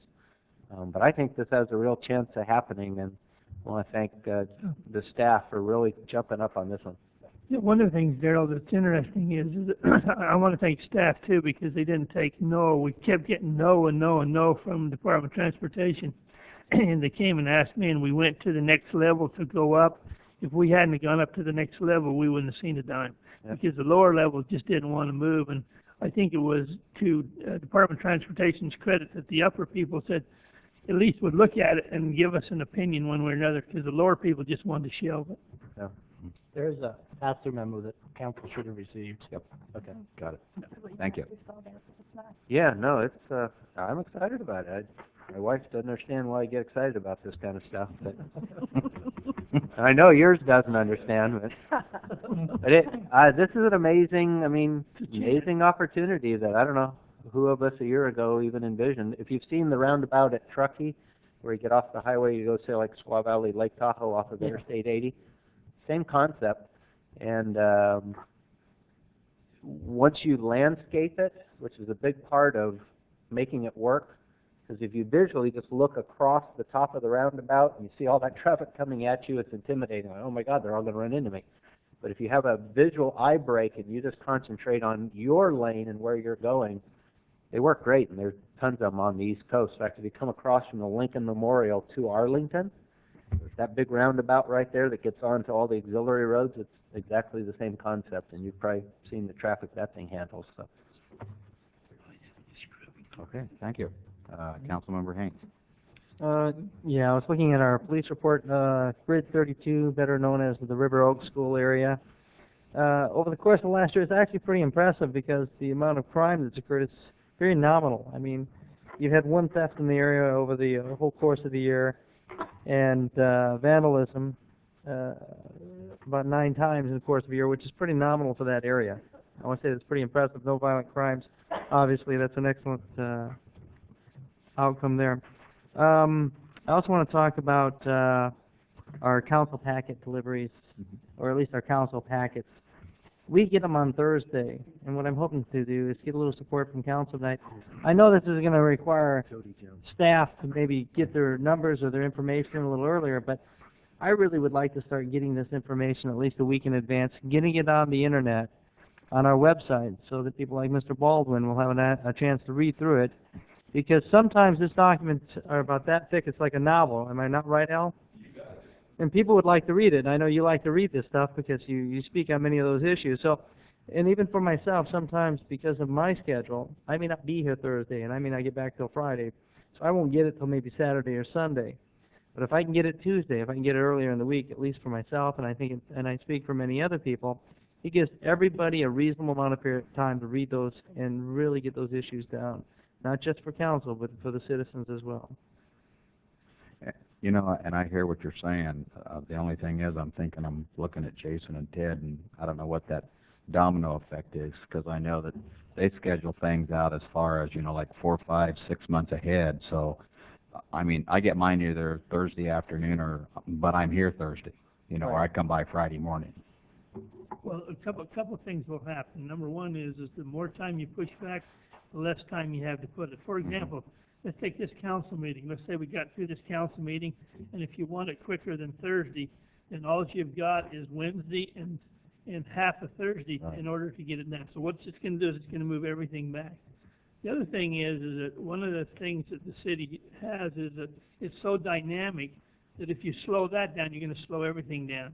Sometimes we have a hard enough time getting the important things we want on the council meeting and trying to keep them short enough.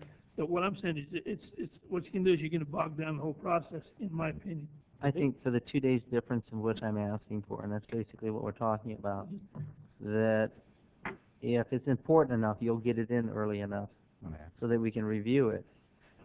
I think that it's important that council as a whole has a minimum of a week, but in addition to it, I think it's just as equally important that the general public has a reasonable period of time to review these documents and a chance to review it and be able to make reasonable good comments on it, or at least educated ones. I think that our staff is quite capable of getting their information, reports in on time.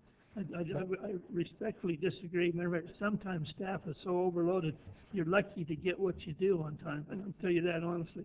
Well, I can't imagine every issue getting backlogged as Didn't a say result every of this. issue, I said a lot of the issues are, and what you Okay. do is when you move that, then you slow down all the issues. Let me just, yeah, and I agree with the city manager. Make a few observations, because I think you have a legitimate concern about getting enough time to review things. And I think what we've tried to do, because we've heard this issue in the past, is particularly when there's a big item, that we get that well in advance of that Thursday. For example, the general plan that was just out. We gave that 2 weeks before the council meeting, out to the council, so you had plenty of time to review that. Another example is the park master plan that's coming out.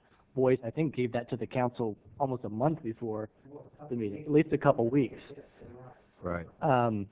Before that. So we need to continue to try to do that when there are large items. The difficulty that we have is that people always complain about government taking too long. Things just take too long to get through the process. And when you back it up, then we won't have the ability to get things on as quickly. So you'll miss the next council meeting, so you have to wait another 2 weeks to get it on. And it'll simply slow down that process. In Ted's example, let's say, for example, tonight you directed staff to bring back an item at the next council meeting. Okay, if you move it, right now, in order to make the next council meeting under the current schedule, we have to have the staff report done by this Friday. Okay, that means we have 3 days to put a staff report together and get it in there. If you back your schedule up from Thursday to Tuesday, only 2 days, that means tomorrow we have to have our staff report done and into the city clerk's office in order to make the council meeting. So it's almost impossible to get something from tonight onto the next meeting. So that means you're waiting a month to get it back in front of the council. So that's the concern. We can certainly, do whatever the council wants us to do, but there are impacts to the community on the other side of it, because things might not be as timely back to the council. When I weigh, and I hear what you're saying, and I agree with you, there could be, on occasion, those situations where you may not be able to get on as quickly as we like. Okay, and I can accept that. But when I balance it out, what's more important to me is what I would see is giving people an opportunity on an ongoing basis to be able to read and understand and review the issues versus having an occasional delay on some of the issues. I would rather have that occasional delay and have the information in a timely manner so that everybody has a chance to read it in a reasonable period of time. Because we're making big decisions up here. And I'd like a little more time, not just to read it, but to research some of the issues as well.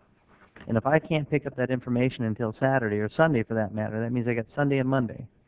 And in the course of my life and my job, that means that's additional time that I have to make time to do those things. I don't think it's unreasonable to ask for a week. But I'll let the other council members chime in. Just want to offer maybe a compromise. I know that staff actually starts to assemble the packet on Monday. Is that correct, Jason? Well, no, sometimes it may be much before that. If we know there's something coming down, then we may be assembling it a week, 2 weeks, 3 weeks ahead of time. The clerk's office assembles the packet, so we'd probably be better positioned to answer what We they're... usually start on Monday, yes. Maybe what we can do is once we've started putting everything together, we send it out as a PDF to council as a preliminary agenda. So someone like Don has the opportunity to review it. But I thought one of his concerns was the website. Well, this is a compromise. Oh, I'm not going to give him everything that he wants. We're proposing compromise right now. That's what okay. So that would alleviate his concern of not being able to review the packet in a timely manner. The public issue is a little different. I really think I agree with what Jason is saying. I think this is going to bog down our whole process, and it might be few and far between when it does happen, but it could have a big impact on the community. So. Well, I think what would happen is that you can't do it piecemeal. So what would happen, in fact, instead of having all the things to me by Wednesday to approve, you'd have to have them 3 days before that. So it would lengthen it out that much longer. I'd like to commend the city clerk's office. Most of the time, I can remember over the past few years only one time getting the packet on Friday. Most of the time, it's pretty consistent on Thursday. And I'm not in the same position Don is because I'm retired and don't have to work every day, 8 hours a day. But it's been fine for me. But again, like I said, I'm a little bit unique in my position, so. still think it's important as well to mention and keep in mind that I'm also referring to the general public and putting it out on the internet now on a web page. I thought that would be important too. Any other comments?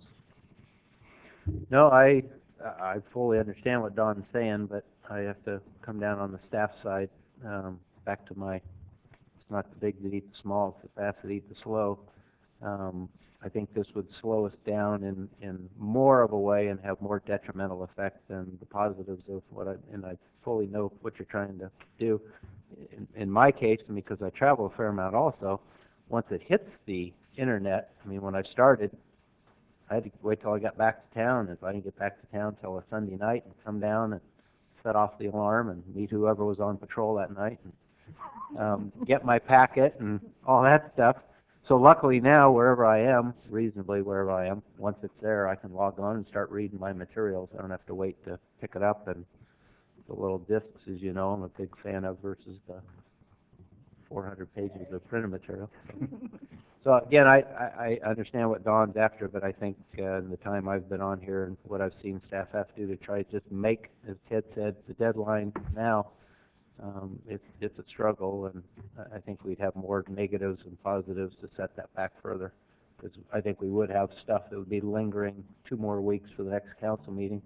And from your level, I know in my work, there's a certain amount of momentum that then that kind of gets put out for 2 weeks, and then you come back to it, and I think that also has an effect that's a loss of focus and concentration and sense of urgency. This way we keep the whip at them, and they're turning that little wheel as fast as they can. Would you be comfortable with Andrew's suggestion, PDF on Monday? If they started to, I have a problem with it. I'm just not sure what the logistics of doing it. I don't have any problem with it, no.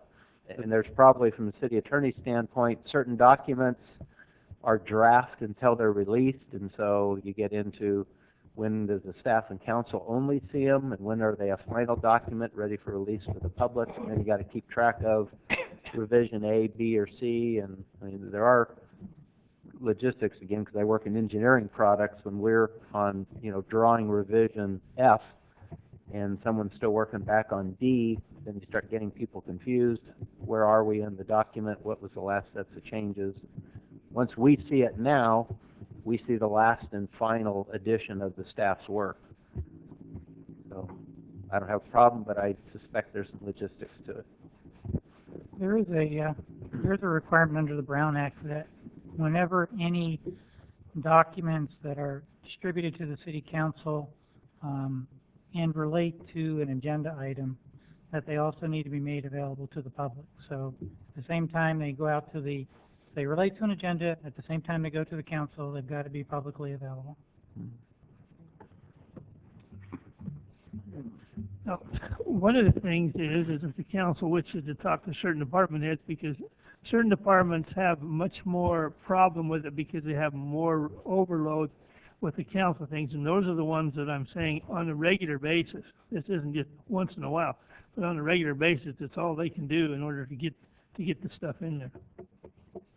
But if you want to hold it back, and if you want to take more time, and you're willing to have people call you and say, if it's delayed, and say, no, that's what our process is, I don't have any problem.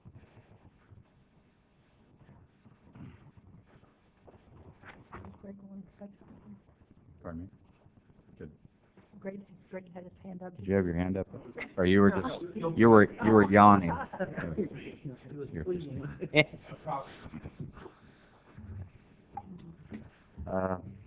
Well, what's the council want to do? I mean, I have the advantage of being here one day a week, and I talk to Ted on Mondays, and I talk to, and I know how it was when I was working. It was difficult at times.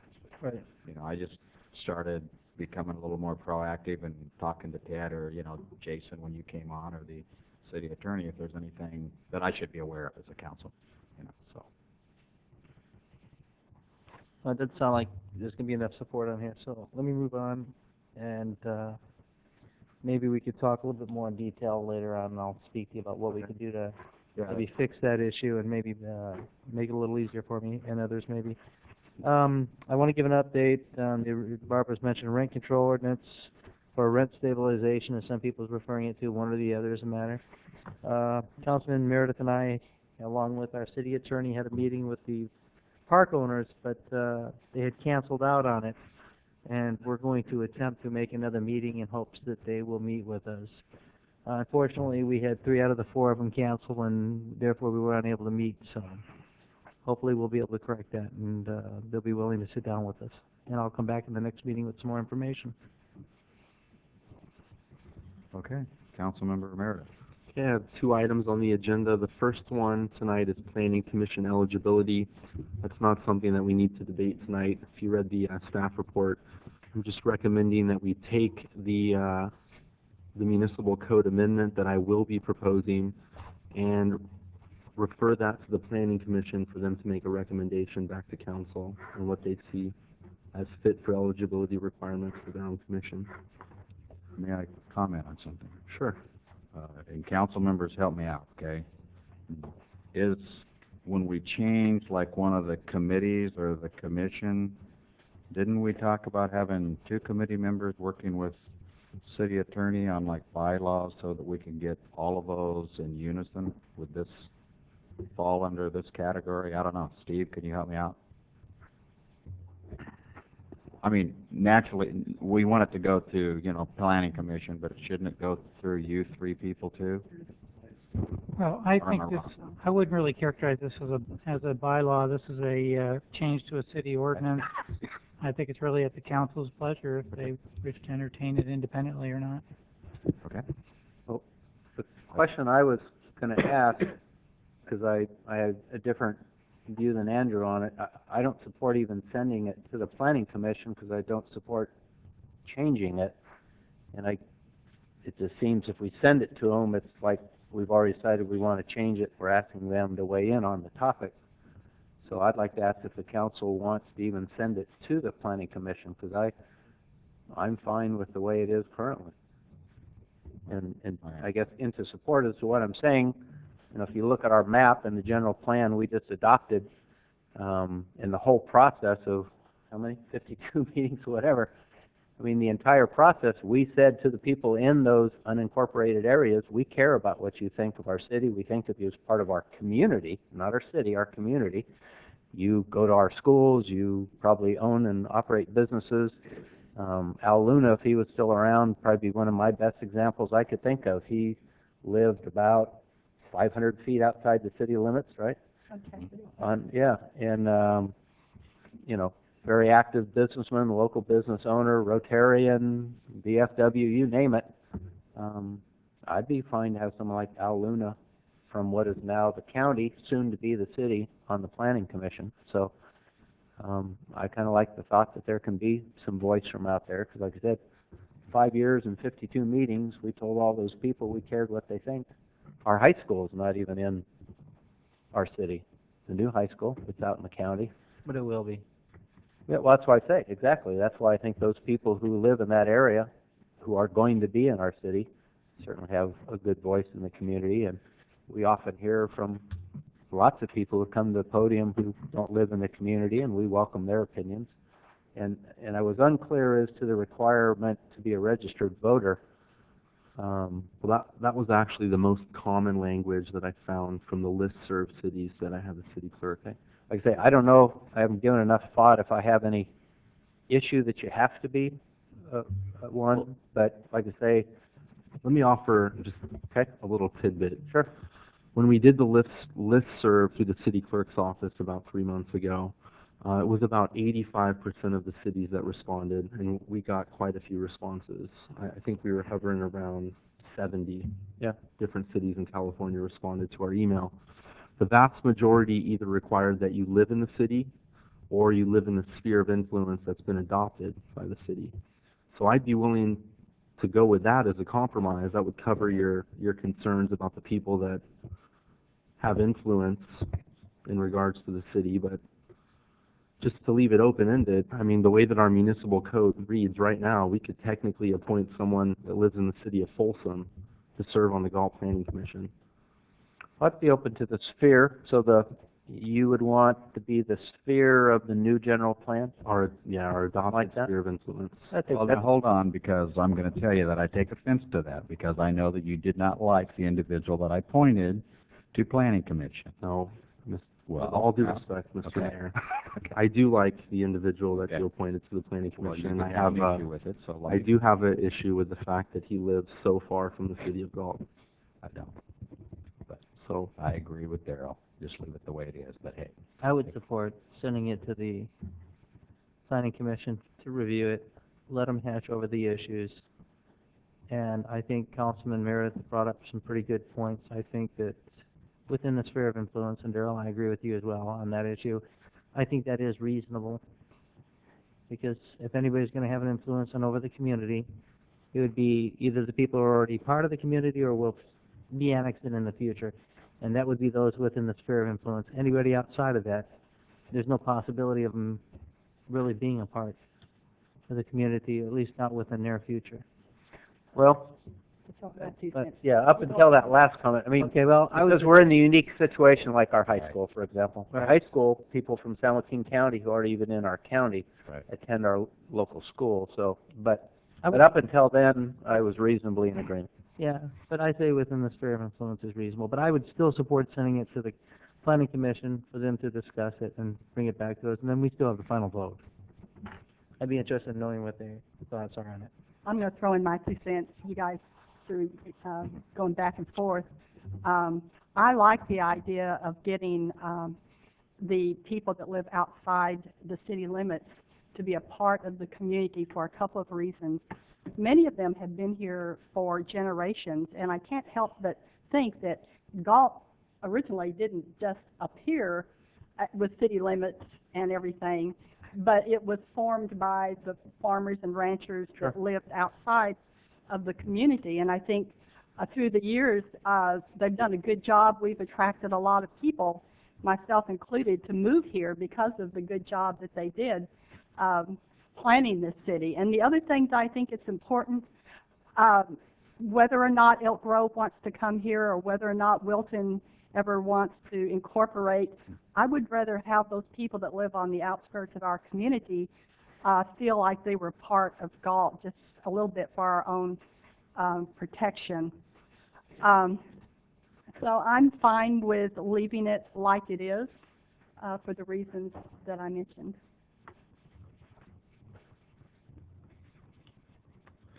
So since it doesn't seem like we have support to refer this to the Planning Commission, I will put this on the agenda at a future meeting as a public hearing for a change to the municipal code. And I don't think that I need council approval to do that. Is that correct, Mr. Rudolph? I think it's been council custom that any council member can place an item on the agenda. This is not part of the zoning code, so it does not require to go through the Planning Commission as a matter of law. So it can come directly to the council for action. But before we do that, can we get some, Darrell, would you reconsider letting it go to the planning commission for review and then back to us? And then therefore, when it comes back to us, it'll be agendized, right? I wouldn't at this time, because the west side, I mean, there's areas that aren't in the sphere that I'm still comfortable with.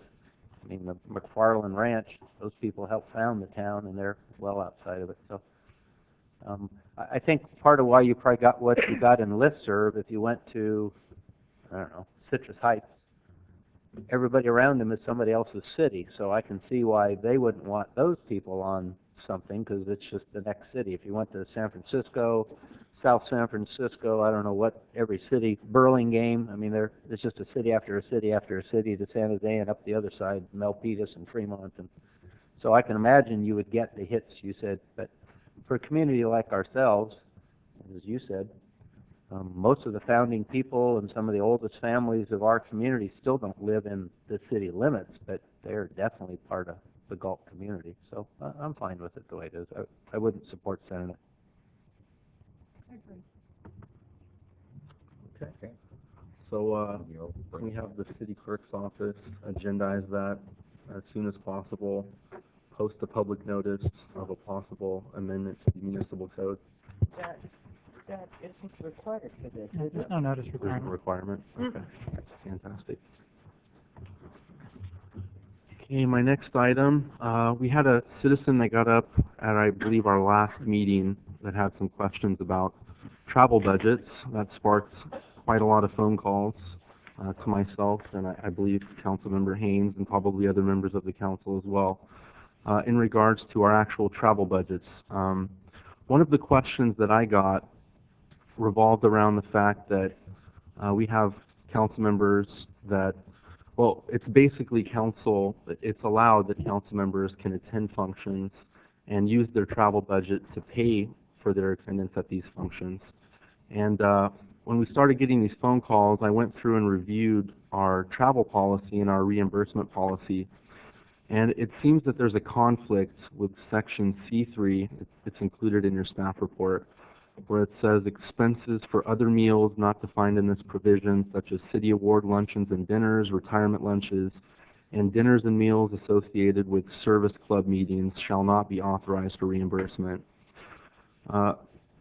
That contradicts with another statement that says business-related meal reimbursement meet the associated test and are excludable if the meeting is associated with the active conduct of the city's business and directly before or after substantial business discussion. And it actually mentions like the Chamber of Commerce directly in this. Yeah. So it seems like there's a conflict, so maybe we just need to clarify which one takes precedence. And Yeah, I think there probably is some antiquated language, because in one point, I know where you pointed out, it kind of implied the city council would need the city manager's approval for certain things. Right. And given that the who works for who's the other way around, so to speak, that language, if it applies, that probably should be corrected.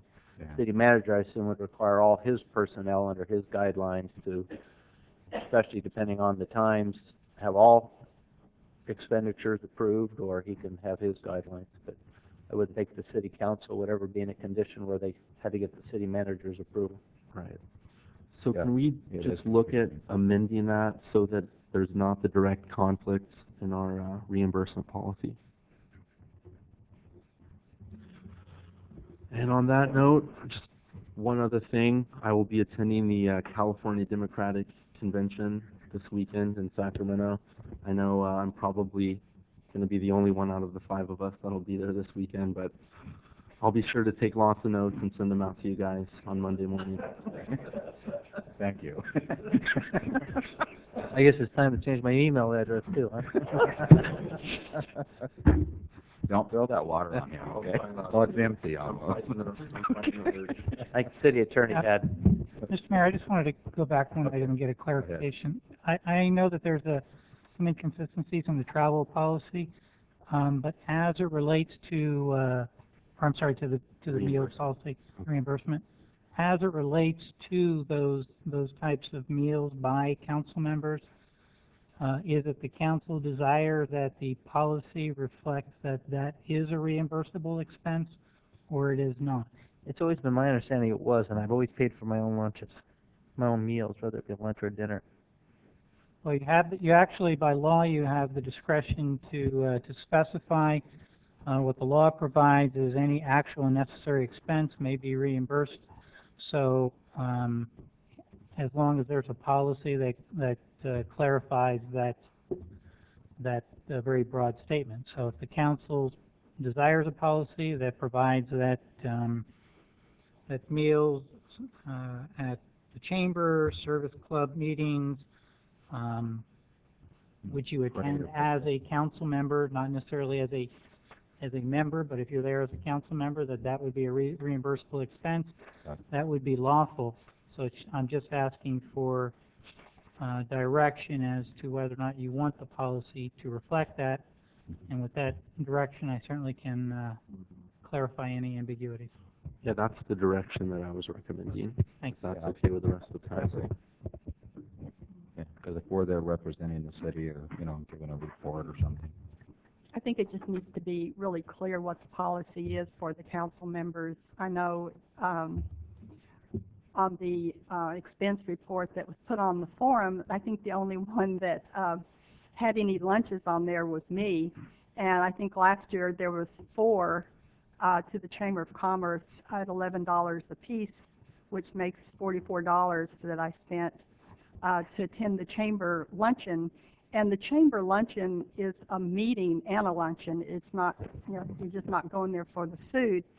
And I think the Chamber, in my mind, has a unique connection with the city. For example, our economic development strategy that we paid a consultant a lot of money to put together for us, a lot of the duties in there are assigned to the Chamber of Commerce. But as far as whether or not I would have to pay the $11 a meal, that's not a big thing.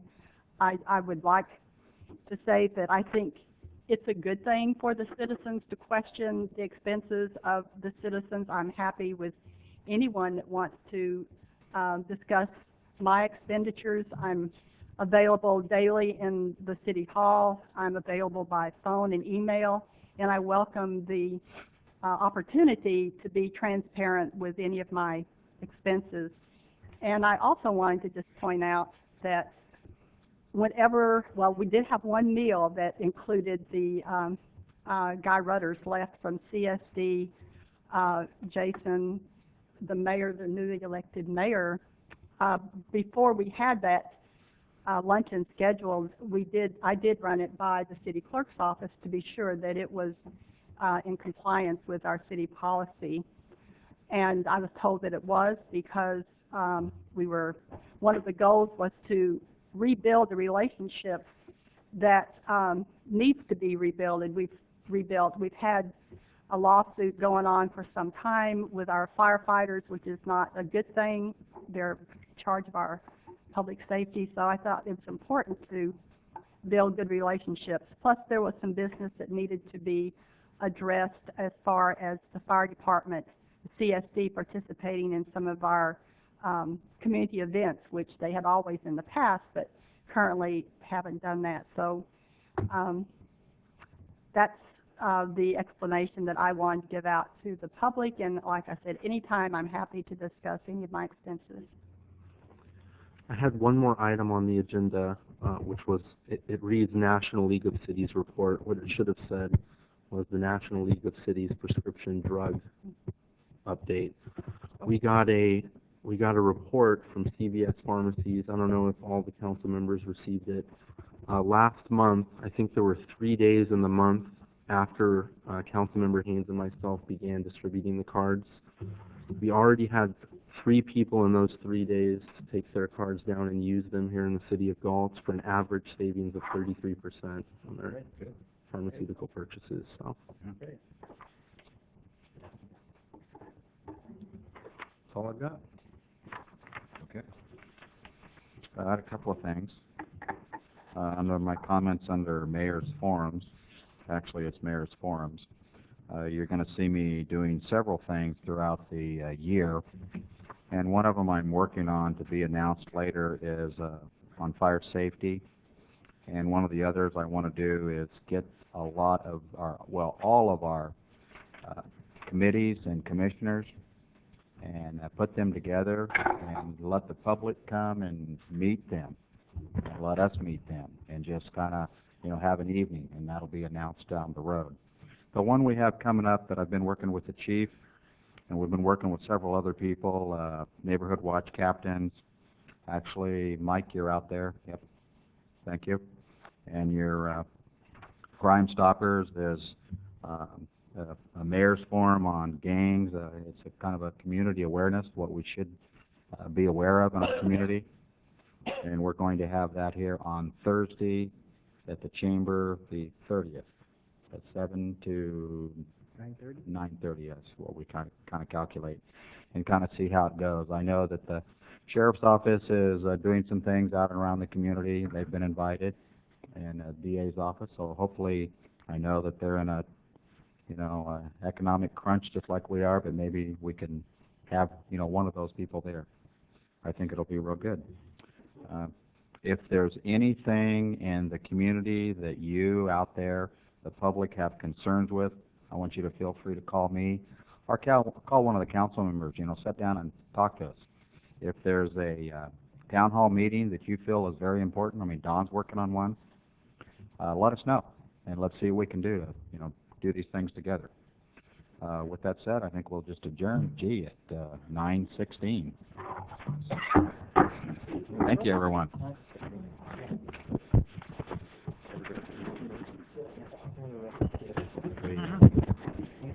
So you're off tomorrow, huh?